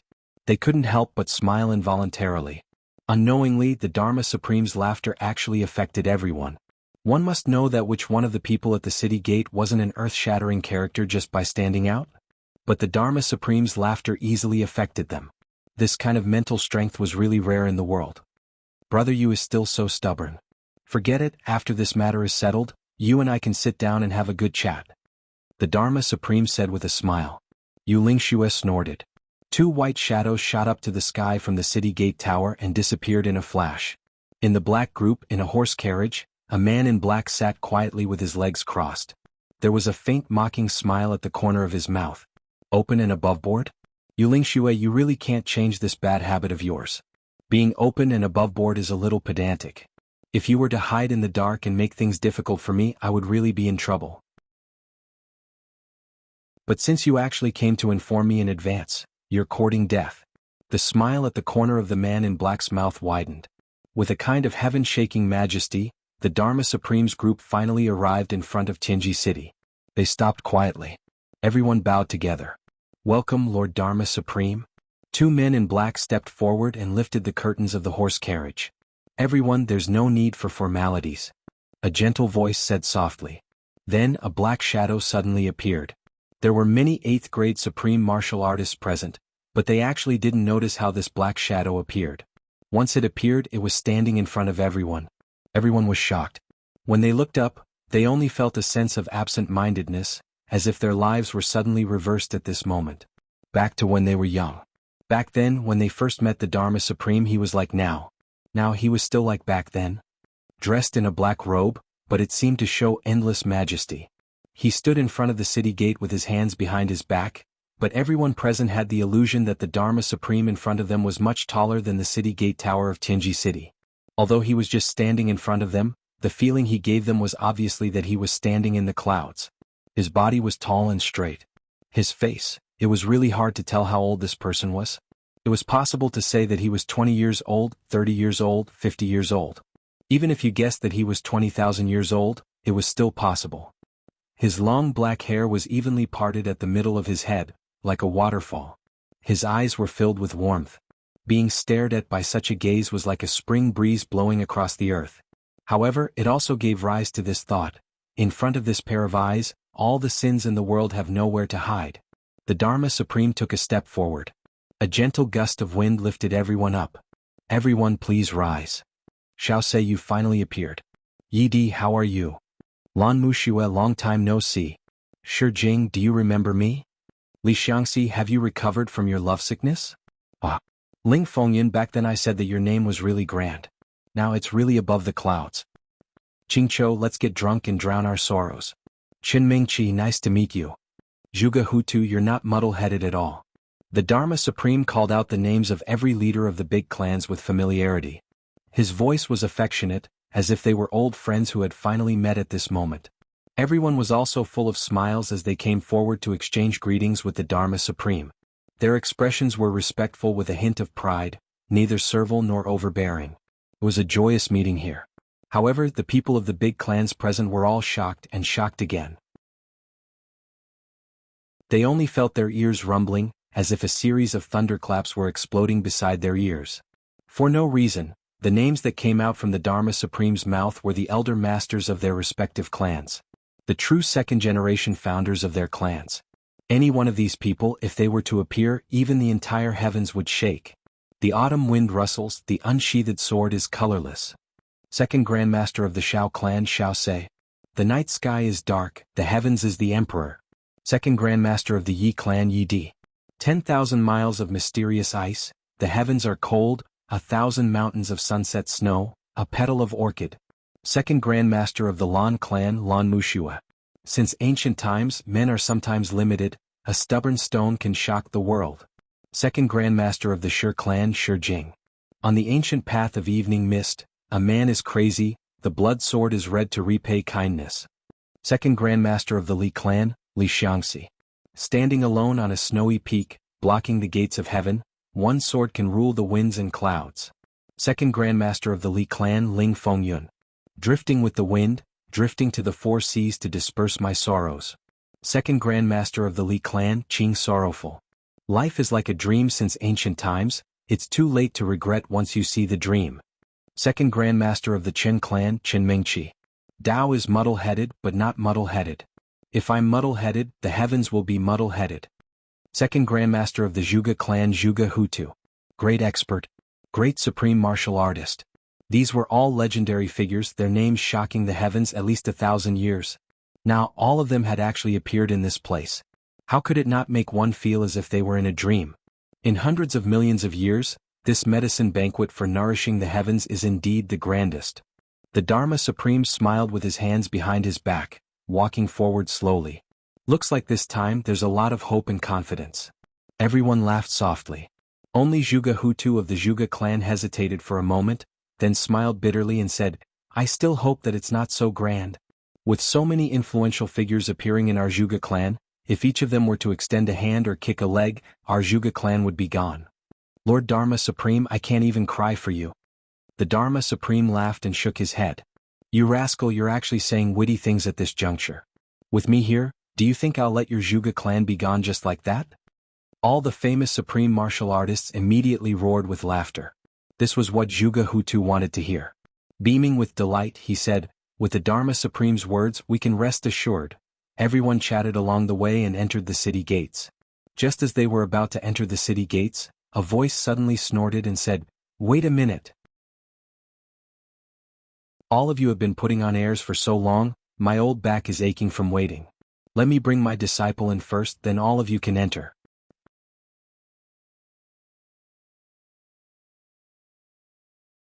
Chapter 1004. Just as the Dharma Supreme and the rest were about to enter the city gates, a voice suddenly snorted and said, "Hold on. You guys have been putting on airs for so long, my old back is aching from waiting. Let me bring my disciple in first, then you guys can enter." This voice was filled with dissatisfaction, disdain and even a little anger. There seemed to be a kind of thought, "I'm so awesome but I haven't put on airs yet and you guys are already putting on airs. Are you guys better than me?" That's what it meant. This sentence was earth-shattering. Everyone was instantly shocked. They all turned to look towards the direction of the voice. On the right side of the city gates, two people were walking over slowly. One of them was dressed in a green robe that had been washed until it was white. His face was wrinkled, and he exuded a very ordinary and indifferent aura. But the expression on his face was definitely not ordinary and indifferent. It was even a little displeasure, which could be seen very clearly. He looked at the Dharma Supreme with a hint of an arrogant smile on his lips. It was obvious that he was saying, "I always find you an eyesore." Beside him stood a young girl dressed in red. She was as adorable as a celestial pearl, with snow-white cheeks, bright eyes and elegant soft hair. She was already considered tall for her age and had already started to develop.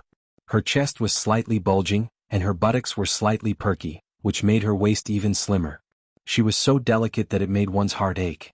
But she was also so stunning that it made one feel pity for her. She stood there like the rosy clouds in the sky that suddenly landed here. On the young girl's shoulder, a snow-white little fox, only the size of a palm, looked at everyone with its black eyes. It stretched out its two little claws and actually pulled open a piece of candy and threw it into its mouth with a smack. Two people were walking towards them, neither fast nor slow. One of the Chun clan's management experts was already unhappy this time. "Damn it, the other clans were fine, only our Chun clan had a batch of people wiped out, causing him to almost run for his life to rush here." When he heard this sentence, he was even more depressed. He didn't even turn his head and started scolding, "Damn it, who is so daring? They must not want to live anymore. Do you know who is standing in front of you?" As soon as these words came out, the early winter weather suddenly turned cold and frosty. That person slowly turned his head, and his originally lazy eyes suddenly became unfathomable. It was as if the entire universe had been sucked into his eyes. The Chun clan's second forefather, Qin Mingqi, turned pale with fright and was about to slap him. Xiao Sei, who was at the side, had already started laughing sinisterly. The saying is really true. This world lacks everything, but it doesn't lack a ***. He dares to look down on the 10 great supreme martial artists. You, a mere first-grade martial saint, actually dares to spout nonsense. The Dharma Supreme's face also darkened as he asked indifferently, "Which clan is this person from?" Qin Mingqi's face was covered in sweat. He bowed and said, "Yes, I did not teach well. I seek the forgiveness of the Dharma Supreme and Senior Bu." He bowed and did not raise his head again. With his knowledge and experience, how could he not recognize the top 3 powers in the entire heavenly layer? Angering the Dharma Supreme was secondary now, because no matter what, the Dharma Supreme would still give him some face. However, Bu Luqing was famous for not giving face to anyone. If he really got angry, would the Qin clan's people be wiped out here again? Looking at all the people from the Qin clan, it seemed that only he could barely escape with his life. He couldn't help but sigh in his heart. What kind of people had the Qin clan been raising all these years? He secretly swore that as long as nothing happened this time, he would go back and rectify the clan rules. "I'm already 1,000 years old. Do you think it is easy for me to lower my head just because of this one sentence?" The Dharma Supreme said indifferently, "He is not scolding me. Brother Bu, what do you think?" The man in green laughed coldly and said indifferently, "What do I think? I think the world has really gone crazy. TSK, which clan is this person from? Get out here." With each word, Qin Mingqi broke out in a cold sweat. The green-robed man's eyes darkened, but all the high-level supreme martial artists present knew that this man was truly enraged. They couldn't help but look at Qin Mingqi with a sympathetic gaze. The Qin clan had really kicked a super big iron plate this time. And this time, even the Dharma Supreme might not be able to persuade them. At the same time, everyone felt very strange. Speaking of which, the Qin clan was really unlucky. The Qin clan actually offended 3 of the 5 great powers in the heavenly layer in just 3 months. This kind of luck was really too heaven-defying to be cured. They had offended Yu Lingxue and Feng Yuro, but they had only killed a few people. It was fine if they had to suffer in silence, but now they had offended Bu Luqing. Offending Bu Luqing. The consequences were far more serious than offending Yu Lingxue and Feng Yuro. For a moment, everyone had mixed feelings. There were those who were watching the show, those who were gloating, and those who wanted to see the world in chaos. Of course, they didn't know that this time the Qin clan had offended not only Bu Luqing, but also Ning Tianya. Now, the 2 of them were almost inseparable, and Bu Luqing had even brought his disciple out. If Ning Tianya knew about this, it could be said that his temper was very good if he didn't make a fuss at Qin Han's headquarters. The person who came was of course Bu Luqing. Bu Luqing was extremely angry. Along the way he had brought his disciple on a scenic tour. The first few days were very pleasant, because with the help of his divine consciousness and elixirs, Mo Qingwu's cultivation didn't fall behind at all compared to when she was on the mountain. Instead it improved. But after half a month the little girl couldn't bear it anymore. She kept urging him. She urged him to look for her brother Chuyang. No matter how resourceful Bu Luqing was, where could he find that brother Chuyang? Therefore from the 10th day onwards, Bu Luqing's days gradually became a little sad. And as time passed, day by day, this sadness became more and more unbearable. At this time, Bu Luqing missed Ning Tianya very much. Come back quickly. Bu Luqing wrapped his arms in Mo Qingwu's embrace countless times, and called out to Ning Tianya affectionately in his heart. Dear brother, please come back quickly. Come and teach your disciple. I won't fight with you for the number 1 position in the world anymore. I'll go and look for elixirs for you. But Ning Tianya couldn't hear it. It was very difficult to urge his disciple to practice martial arts under such circumstances. Every time Bu Luqing went to urge his disciple to practice martial arts, he would be met with a supercilious look. Then he would be greeted with a hopeful question. Have you found my elder brother Chuyang? The answer was of course no. Then Mo Qingwu didn't say anything. She just looked at Bu Luqing with grief. Her big eyes started to well up with tears. Being stared at by such a pair of eyes, Bu Luqing would suddenly feel as if he had committed a great sin. In a moment his heart was filled with guilt. So he quietly retreated and Mo Qingwu started to cultivate on her own. Outside, supreme martial artist Bu sighed long and short. After 2.5 months, Bu Luqing realized that he had actually lost a lot of weight. It wasn't easy for him to bring his little grandaunt to the outskirts of Tianji City, and he actually encountered such a huge scene. After all, the Dharma Supreme was currently the supreme ruler of the heavens. So Bu Luqing wanted to give him face and let them enter first. He really didn't want to get into any trouble with his disciple. If his disciple got hurt because of this, wouldn't Ning Tianya come after him? So Bu Luqing waited at the side for a while. Who knew that after waiting for a while, there was no end to this bunch of bastards. The more he waited, the more frustrated and anxious he became. Finally, he saw that this bunch of people were done exchanging pleasantries and showing off. They actually started to walk towards the city gates. This made Supreme Martial Artist Bu unable to tolerate it. There's such a big bunch of you, fuck. By the time you all enter, I'll have had my fill. He directly said this sentence and then walked in with his disciple. In Supreme Martial Artist Bu's heart, yes, you may be the Dharma Supreme, but you're not to be trifled with either. Since I've already said so, if you don't want to fight, then obediently make way for me. Let me go in first and everything will be fine. Otherwise, I really won't hesitate to fight with you. Anyway, you don't dare to provoke me at this critical moment. Who would have thought that after saying this, just as he swaggered into the city? Supreme Martial Artist Bu felt a little satisfied. It was the Dharma Supreme in front of him. Although he didn't think much of it, Mo Qingwu knew how important these people were. Seeing how her teacher was so arrogant, actually walking in so unscrupulously, the little girl's eyes were already filled with worship. Bu Luqing instantly felt a little smug as he enjoyed his disciple's worshipful gaze. He could even imagine that once they entered the city gates, his precious disciple would definitely say, "Wow, teacher, you're too awesome. I'm so, how great is that?" Who would have thought that at this juncture, someone would suddenly jump out and say such a sentence? This sentence was so merciless that it was even more unbearable than cursing. Bu Luqing almost fainted on the spot. This world lacks all kinds of people, but it doesn't lack women. After that person and shall say, Bu Luqing repeated this sentence again. Suddenly he chuckled and shook his head. This sentence is really not bad, not bad. Qin Mengqi, who was bowing in front of him, already felt a little dizzy. Elder Bu, please take into account that Qin Mengqi stuttered. I didn't discipline you properly and caused you to suffer. I will definitely punish you severely. Qin Mengqi almost cursed all 8 generations of the person who spoke. There were 1 or 2,000 people from the big clans here, and no one else said anything. Who the fuck are you trying to be? Since when was it your turn to speak? Have I given you face?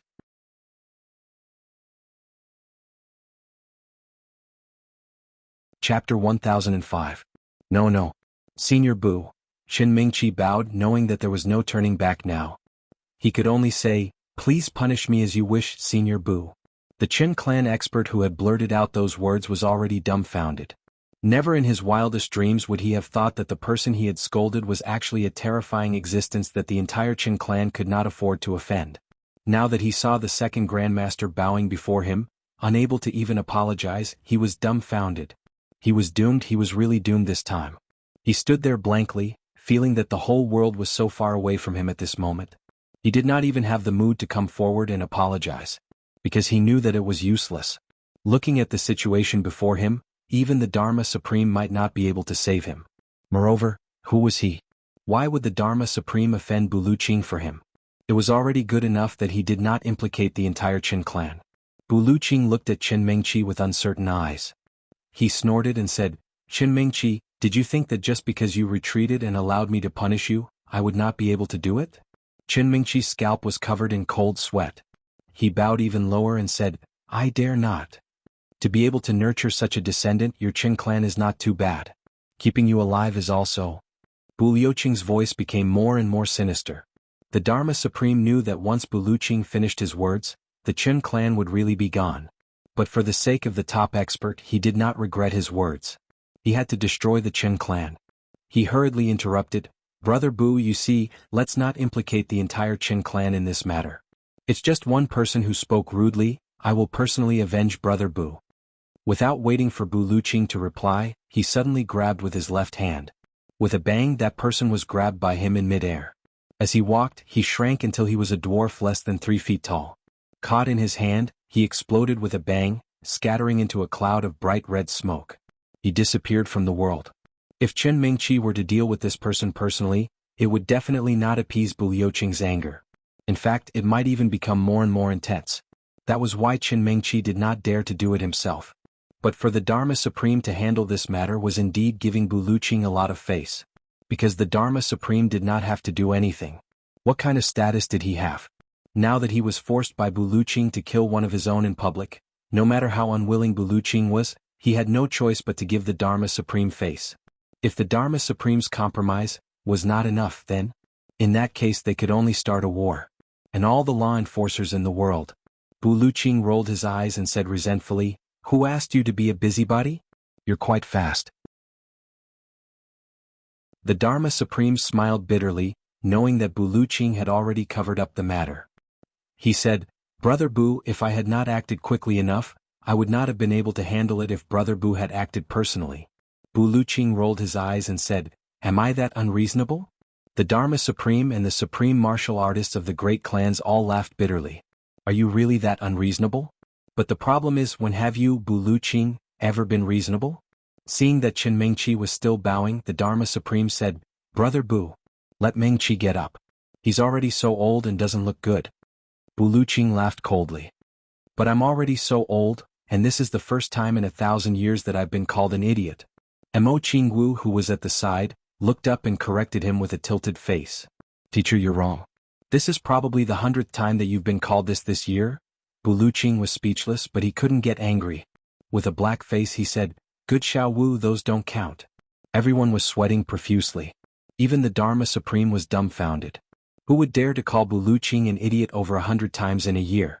Bu Luqing said, Since the Dharma Supreme has said so, why don't you get up quickly? Even the Dharma Supreme has pleaded for you in such a grand manner. If I still don't let you get up, where will the Dharma Supreme's face be? Hearing this, Qin Mengqi didn't dare to get up even more.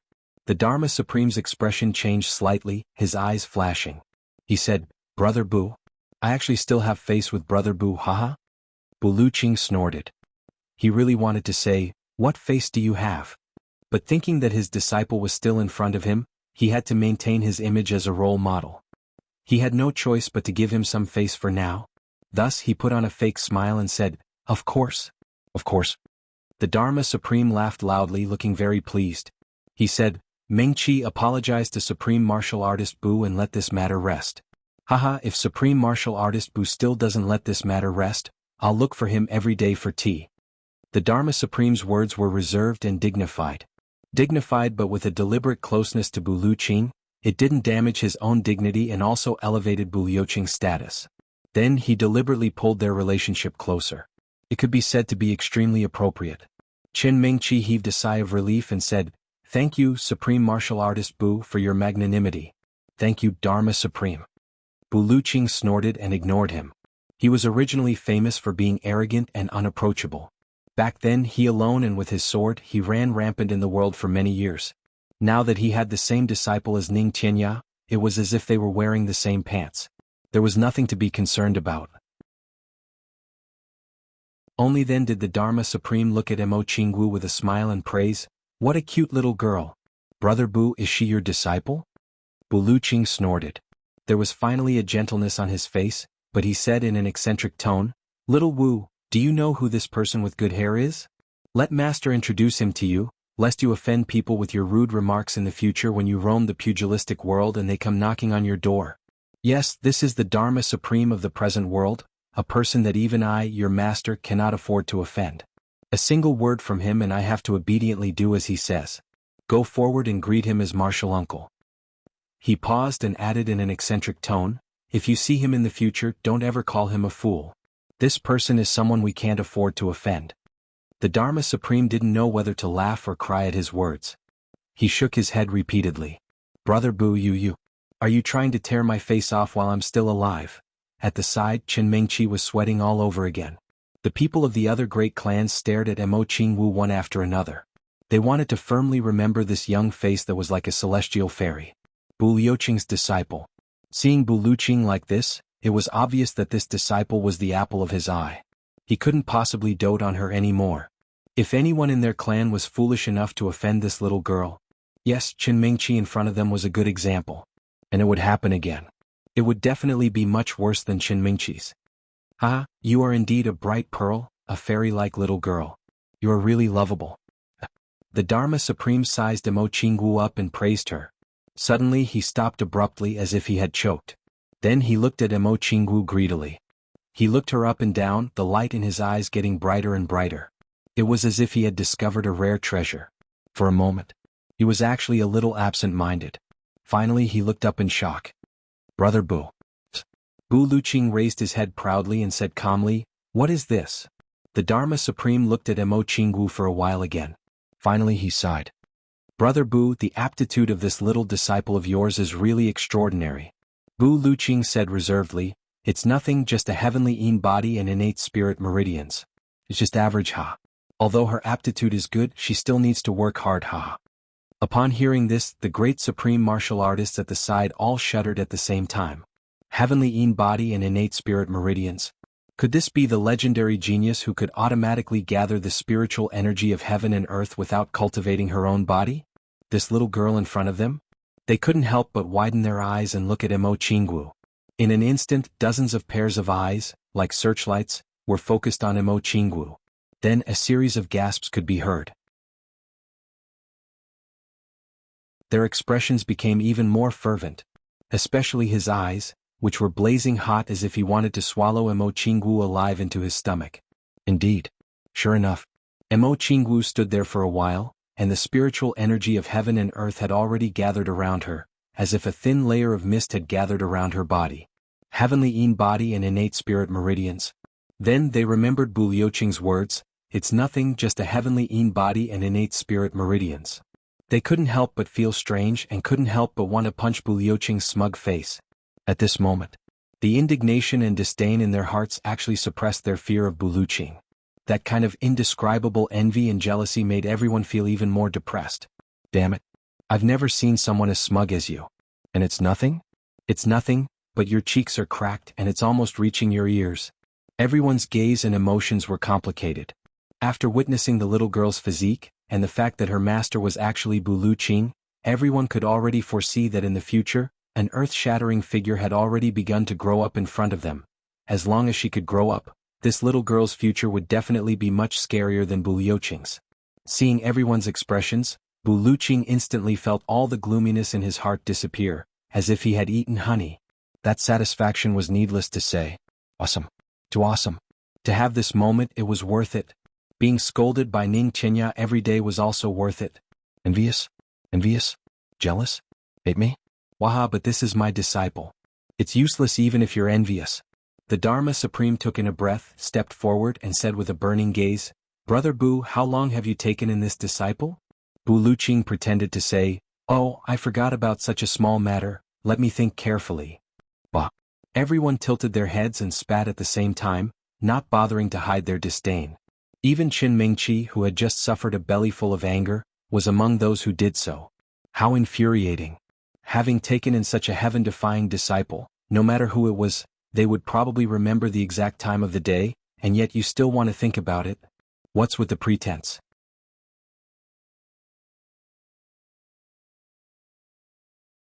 Chapter 1006. Everyone felt suffocated. The way they looked at Bu Luqing was not right. Some of them had already started to grit their teeth secretly. We know that you are very happy. If we had such a disciple, we might even be happier than you. But you can't be so smug. Under everyone's murderous gazes, Bu Luqing pretended to think hard for a while. His brows were almost wrinkled into a pile of dog poop. Then he sighed with an especially pretentious expression and said, I really can't remember. It should be less than 2 years. Ah. It's just a small matter, not worth mentioning. It's just taking in a disciple, nothing much, nothing much. Ah. At the end he finally could not help but laugh happily. Fuck. Someone spat and cursed. It was Yi Di of the Yi clan. This elder master of the Yi clan really could not hold it in anymore. His face was contorted. Bu Luqing looked at him from the corner of his eyes but did not get angry. Yi Di, do you also think it's nothing much? Ah. Yi Di swallowed his saliva and resisted the urge to punch this smug old face in front of him. He said reluctantly, Yes, it's nothing much, nothing much. Bu Luqing snorted and asked one by one, What about all of you, do you also think it's nothing much? Everyone was at a loss for words. You can be smug all you want, but why do you have to force others to say it's nothing much? They had never seen such a thing. You're like a fucking bachelor who suddenly found a wife and had a child. You don't know what's going on anymore. If people don't praise you when they see you, it seems like you can't get rid of the itch in your heart, can you? Left with no choice, they could only twist their faces and murderously say, It's nothing much, nothing much. Bu Luqing laughed loudly. He felt that all the effort he had put in for his disciple and all the grievances he had suffered at Ning Tianya's hands over the past year had been made up for in an instant. The Dharma Supreme, however, did not speak. He only looked at Mo Qingwu from head to toe. At this moment he finally said, Brother Bu, I have a presumptuous request. Bu Luqing waved his hand and said without giving face, Since it is a presumptuous request, I will definitely not agree to it. You better keep your mouth shut. The Dharma Supreme took a step forward, as if he did not hear what the Dharma Supreme said. He said indifferently, I want Brother Bu to let me have this disciple. What do you think? Ha. Bu Luqing tilted his head in bewilderment. He watched as the Dharma Supreme sized him up from head to toe before he spoke with a crooked mouth. I say, are you sick? The Dharma Supreme laughed and shook his head. Do I look sick to you, Brother Bu? Bu Luqing shook his head. But how did you manage to say such words? I'm quite surprised. I've never heard of anyone bringing their disciple here to play, and I've actually met someone who's snatching a disciple. The Dharma Supreme took a deep breath, his gaze solemn. Brother Bu, I'm not joking with you. He took a step forward and looked at Mo Qingwu with a cherished gaze. He said, Brother Bu should know that my divine embodiment of heaven and earth technique requires the best qualifications, and that is to have innate spirit meridians. When I was apprenticed to my master had once said that our divine technique can only be passed down to those with innate spirit meridians. He told me that if I were to look for a successor in the future, I would rather let the technique go to waste and disappear into the dust of history. Therefore, it must be someone with innate spirit meridians. The Dharma Supreme's tone was very solemn and humble. He even stopped referring to himself as Your Highness in front of Bu Luqing and started referring to himself as Little Brother. Brother Bu, since then I have been searching for her. However, after so many years, I still haven't found her. Brother Bu, I have been searching for such a successor for 13,000 years. At this point, the Dharma Supreme sighed and paused for a moment. It was as if he wanted to let the concept of 13,000 years form a shock in Bu Liuqing's mind. The supreme martial artists at the side all sighed in sorrow. They could completely understand the bitterness, helplessness and the hardships of the Dharma Supreme in his words. 13,000 years. What kind of concept was that? An ordinary person's lifespan was only 100 years. It was enough for a person to die of old age and reincarnate 130 times in each lifetime. They could also completely understand the Dharma Supreme's feelings. It was extremely difficult for a young man with good aptitude to find a master teacher. However, as long as he had perseverance and determination, there would always be someone who could recognize talent and take him in as a disciple. However, it was 100 times, 1,000 times harder for a peerless master to take in a disciple who was completely compatible with him than for a disciple to find a master teacher. There were tens of billions of people in the upper and lower three heavens. To find the aptitude that one needed among these tens of billions of people. Think about it yourself. The Dharma Supreme said sincerely, if Brother Bu agrees, I will never forget Brother Bu's kindness for the rest of my life. No matter what Brother Bu asks me to do, even if it is to collapse the heavens and shatter the void, I will not frown. Every word and sentence of his was extremely solemn and sincere. Towards the end, it was almost as if he was making an oath. Everyone's hearts were heavy and they were moved by his words. They could completely feel the Dharma Supreme's desire for such a disciple. It had already reached the point where he would do anything. Collapse the heavens and shatter the void. This was the highest level of cultivation in this world, and also a legend passed down forever in this world. In 10,000 years, only two people had been able to do it, Supreme Martial Artist Chen Feng and Supreme Martial Artist Lu Yun. If Supreme Martial Artists were legends that ordinary martial artists could only look up to in their lifetime, then collapsing the heavens and shattering the void would be the Supreme Martial Artist's lifelong dream, an immortal legend. Such a promise was extremely heavy. When collapsing the heavens and shattering the void, there would be heavenly tribulation and countless dangers that could cause your 10,000 years of cultivation to vanish in an instant. Even people like Bu Liuqing and Ning Qianya might not be able to get through it safely. Under such heavenly tribulation, the chances of Bu Liuqing and Ning Qianya dying and dissipating were more than 50%. However, if the Dharma Supreme agreed to help, that possibility would be reduced to the minimum, and there was even a chance of him getting through it safely.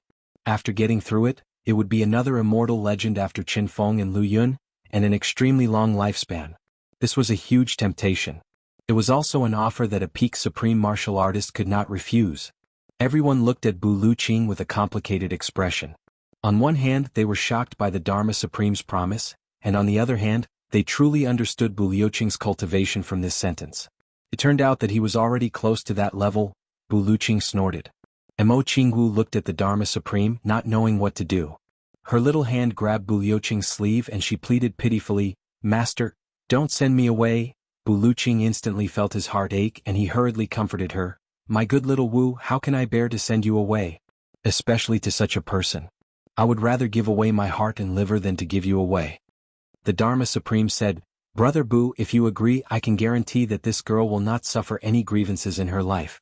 If anyone dares to bully her, I will destroy their entire family. Bu Liuqing fumed with anger. There is no room for discussion on this matter. Look at how scared my disciple is. You've waited for 13,000 years, is the waiting time too short? The Dharma Supreme frowned. But Brother Bu, your technique is a little too ordinary. You should know that my divine phenomenon of heaven and earth is the one that martial artists yearn for, the publicly acknowledged #1 technique in the world. Bu Liuqing snorted. Your divine embodiment of heaven and earth is the #1 technique? Then, where do you place the heavenly divine technique of the Tribulation Sword Master? Once this sentence came out, everyone's expression changed instantly. The heavenly divine technique of the Tribulation Sword Master. These few words were a huge taboo to these people. However, Bu Liuqing had said it out loud without any restraint. In front of the Dharma Supreme, in front of all the leaders of the big clans. The Dharma Supreme narrowed his eyes and said solemnly, So, Brother Bu, you're not going to fulfill my request? Bu Liuqing stretched out 2 fingers, shook them and said, #1. This is my disciple, a treasure that I've only found after thousands of years of searching. There's no way I'll just give it away. The only possibility is to kill me. The Dharma Supreme smiled bitterly. With Bu Liuqing's current cultivation, who dared to say that they could kill him? If they were not careful, they might even be killed by him. Number 2. The Dharma Supreme sighed in his heart. He had already decided to give up on this idea, but he was still reluctant to part with it. He thought to himself, when there's no one around, I'll have a good talk with Bu Liuqing. At this moment, in front of so many people, it's really a little inconvenient. Bu Liuqing said coldly, Number 2, even if I agree, there's someone else who won't. This disciple doesn't belong to me alone, but to both of us. Someone else? Oh. The Dharma Supreme frowned and asked. Her other master, Ning Tianya. Bu Liuqing said with some displeasure, to put it bluntly, I only have half of this disciple. Bu Liuqing also only had half. Ning Tianya. When this name was spoken, it was like a bolt from the blue that struck everyone's heads. Even the Dharma Supreme's pupils shrank, the desire in his eyes completely disappeared, replaced by a bitter smile. With a thud, someone fell to the ground, his mouth and eyes slanted. What the heck, this is really too shocking. The second Grandmaster of the Qin clan, Qin Mingqi, couldn't help but break out in cold sweat again. The hand that he used to wipe the sweat away trembled slightly. So, provoking Bu Liuqing now is equivalent to provoking Ning Tianya at the same time? Oh my god. I'm really lucky today. The other supreme martial artists of the big clans were also shocked. They looked at the little girl with eyes that were not only drooling with desire, but also with a hint of fear and dread.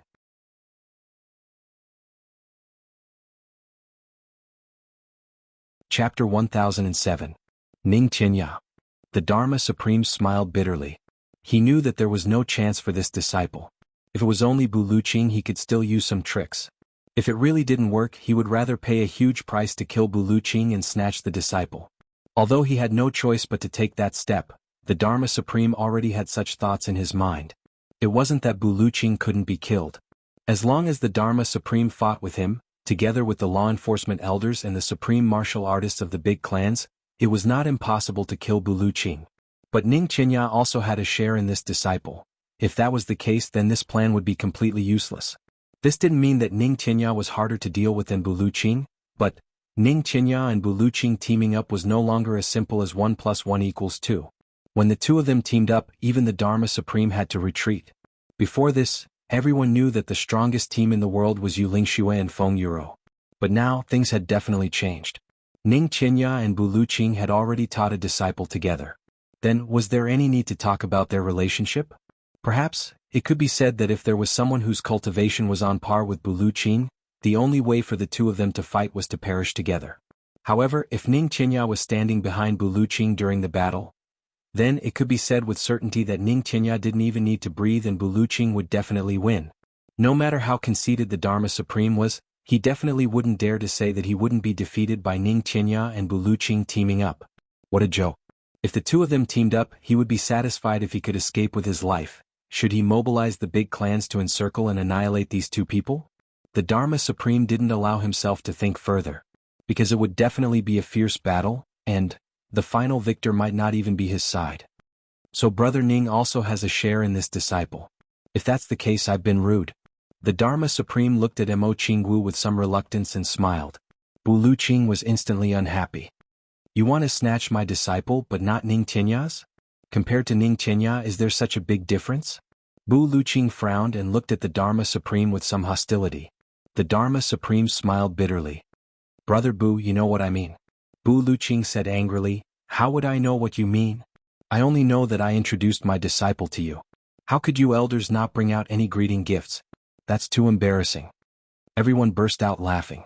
Fuck, you took in such a good brother, we can't wait to be envious and jealous, and you actually came to us to ask for a greeting gift. Meeting gift? Mo Qingwu tilted her head and looked at her master. Her clear eyes lit up. Master, is there really a greeting gift? That's for sure. Bu Liuqing had already made up his mind to extort him. That's great. If that's the case, then I won't tell Master Ning about you sending me out. The little loli happily said. Don't. My little great aunt. Bu Liuqing was in a difficult situation. In fact, he seemed to have lost half of his stature in an instant. You mustn't tell this to that bastard Ning Tianya.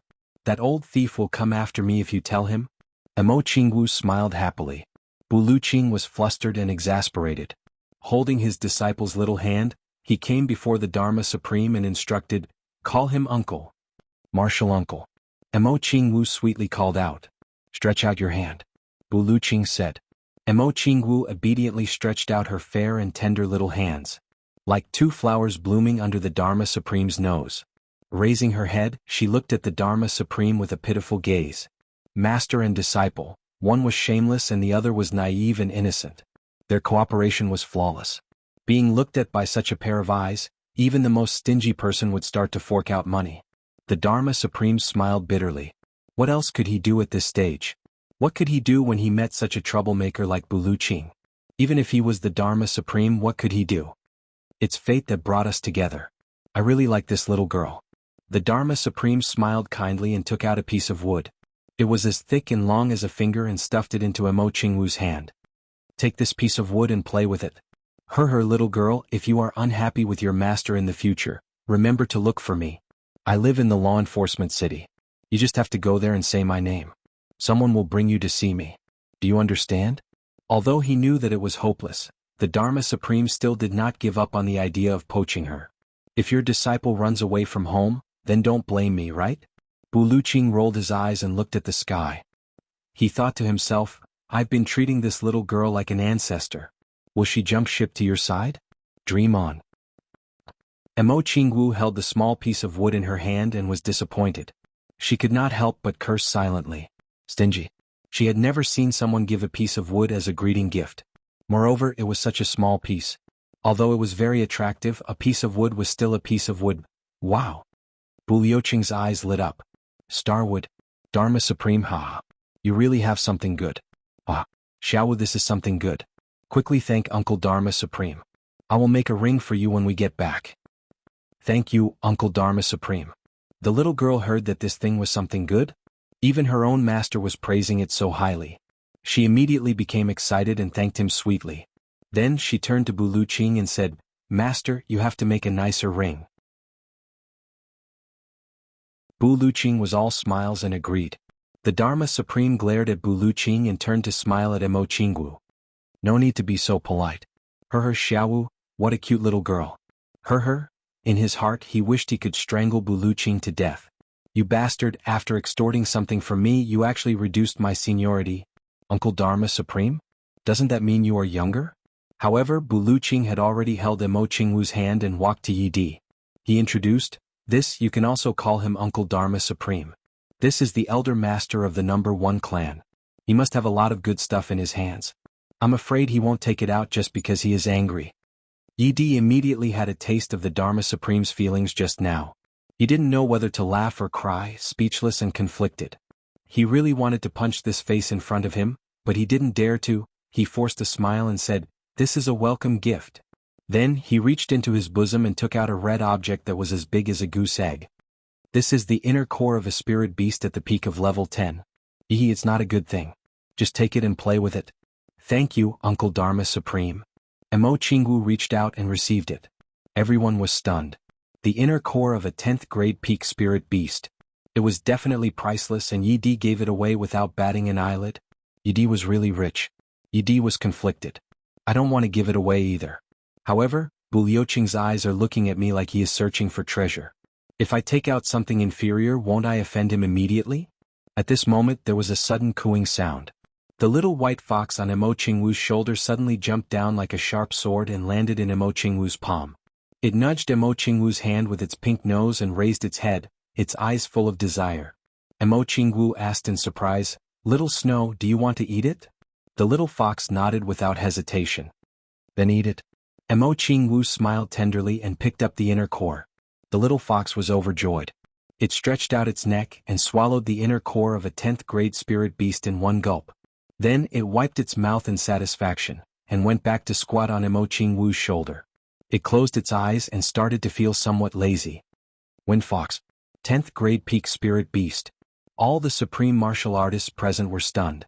This little fox could actually eat the inner core of a 10th grade peak spirit beast and didn't have a big reaction after eating it. Doesn't this mean that it's at least a 10th grade peak spirit beast? They didn't expect that this little girl not only had 2 peak supreme martial artists as her masters, but also had a 10th grade peak spirit beast as her pet. Everyone was sweating at the thought of this. If there was anyone who was blind enough to provoke this little girl, those below the level of 8th grade martial saint would probably be swallowed alive by this seemingly harmless little pet, even before the two supreme martial artists, Bu Luqing and Ning Tianya, did anything. This little girl's body was actually full of traps. Anyone who stepped into any of them would be doomed eternally. However, this little girl was really a spendthrift. A priceless 10th grade peak spirit beast's inner core was given to her pet to eat without batting an eyelid. What a waste. Yi looked at the little fox on Emo Qingwu's shoulder and the corners of his mouth twitched secretly. He thought that this little thing could gain Bu Liuqing's favor and take the top spot. Who would have thought that in the blink of an eye, it would be fed to a fox? This was the wind fox that had been following Emo Qingwu in the northern wastelands of the Three Heavens. Because of Emo Qingwu's love, the little fox enjoyed the limelight. It ate all kinds of treasures and shared cultivation resources with Emo Qingwu. Even when it slept in Emo Qingwu's pocket and bathed in spiritual energy. At this moment, it was already at the 10th grade peak and infinitely close to the 11th grade. After eating this 10th grade peak spirit beast's inner core, it would probably be the first wind fox in history to break through to the 11th grade. Bu Luqing didn't mind at all. He held Emo Qingwu's hand and walked to the next person. This is Xiao Se. You can call him Martial Uncle. He's the ancestor of the Xiao clan. He has a lot of good stuff. Martial Uncle. Emo Qingwu stretched out her little hand obediently. Xiao Se laughed and said, "This martial uncle of mine is a little shabby. He doesn't have anything good. He only knows how to fight and play with swords. How about this? I'll give little Wu niece a short sword. Girls can also use it for self-defense." Although he said so, everyone knew that a weapon that Xiao Se gave out couldn't be ordinary. At the very least, it had to be a divine weapon. However, they didn't see that Emo Qingwu and Bu Luqing were secretly curling their lips.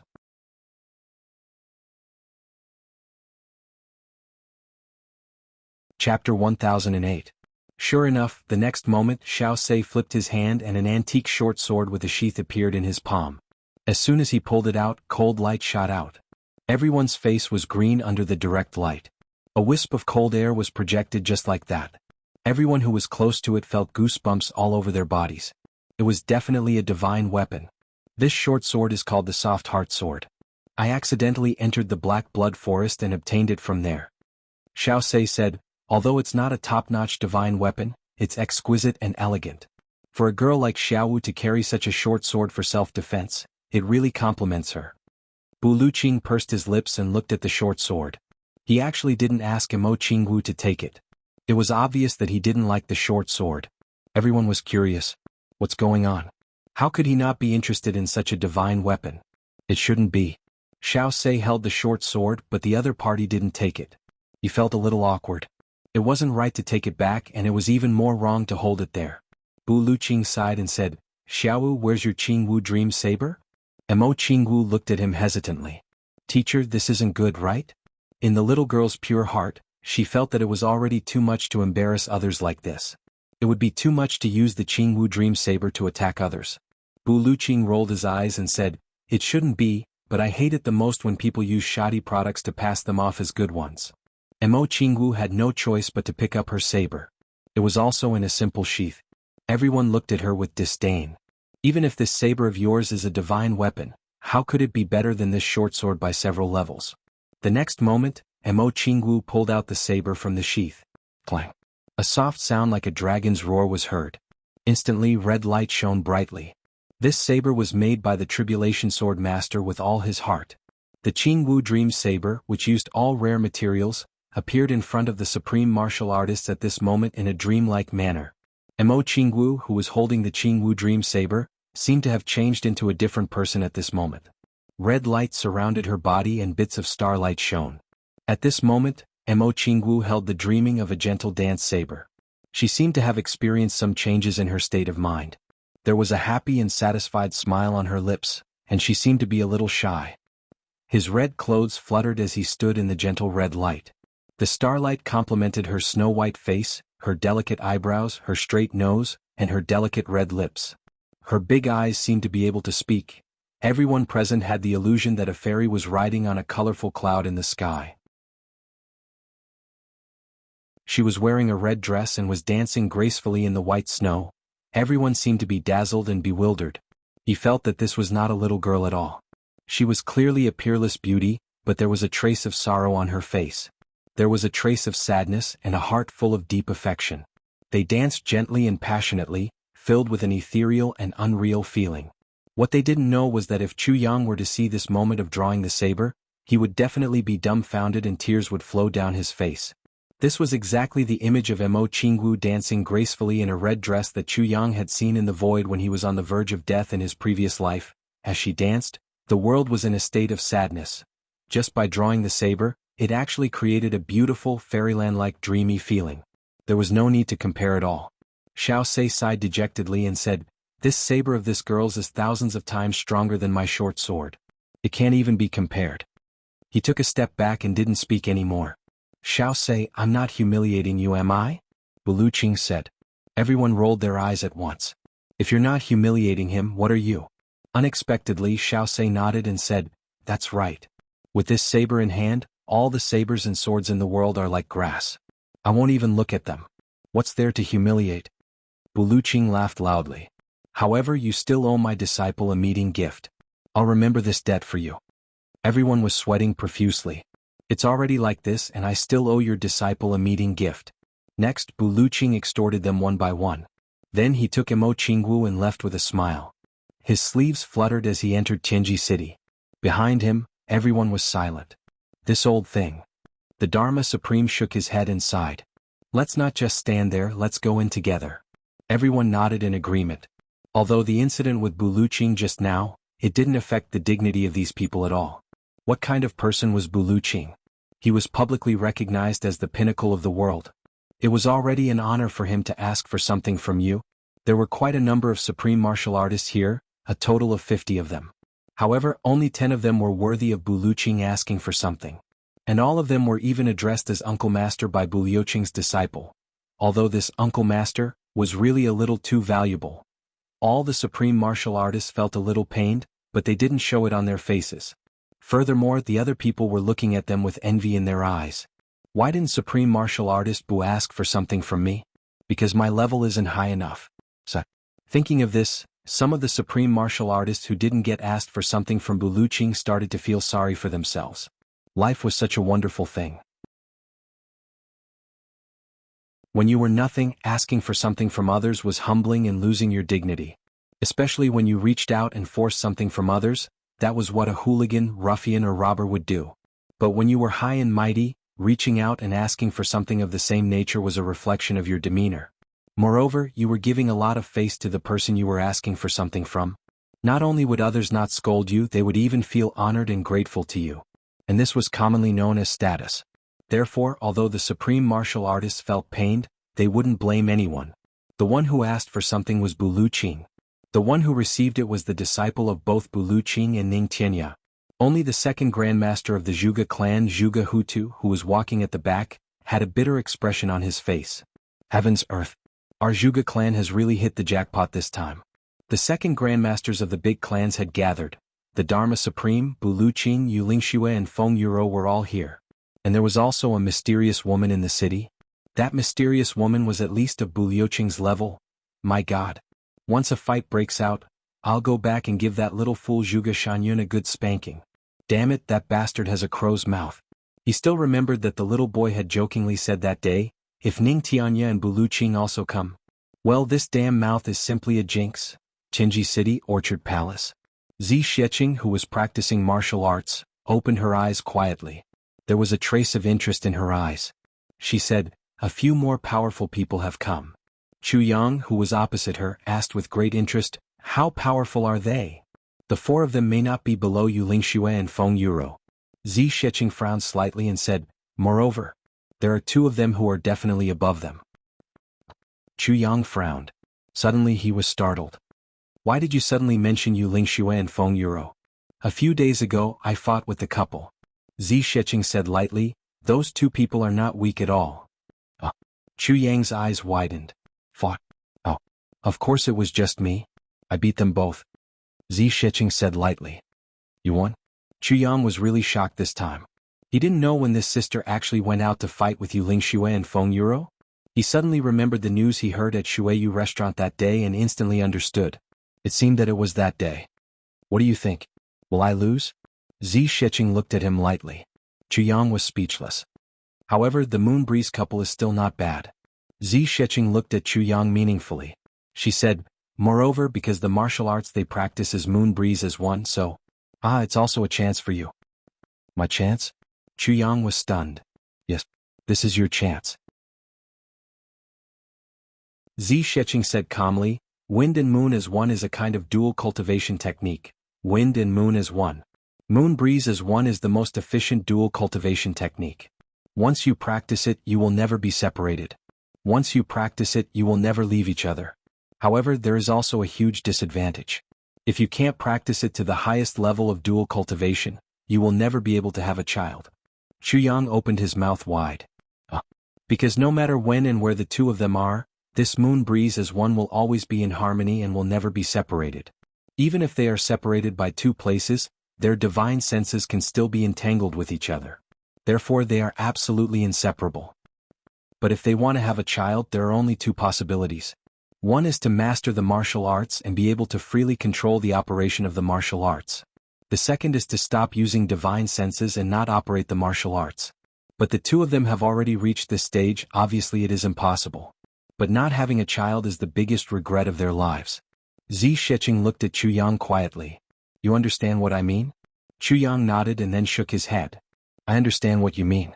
But what do you mean by saying that this is a chance for me? Zi Shiqing was exasperated. You really don't know? Chuyang scratched his head. But Feng Yuro. She also doesn't like me. And my cultivation is so low, I can't use force even if I want to. Zi Shiqing's face instantly turned red and her eyebrows raised.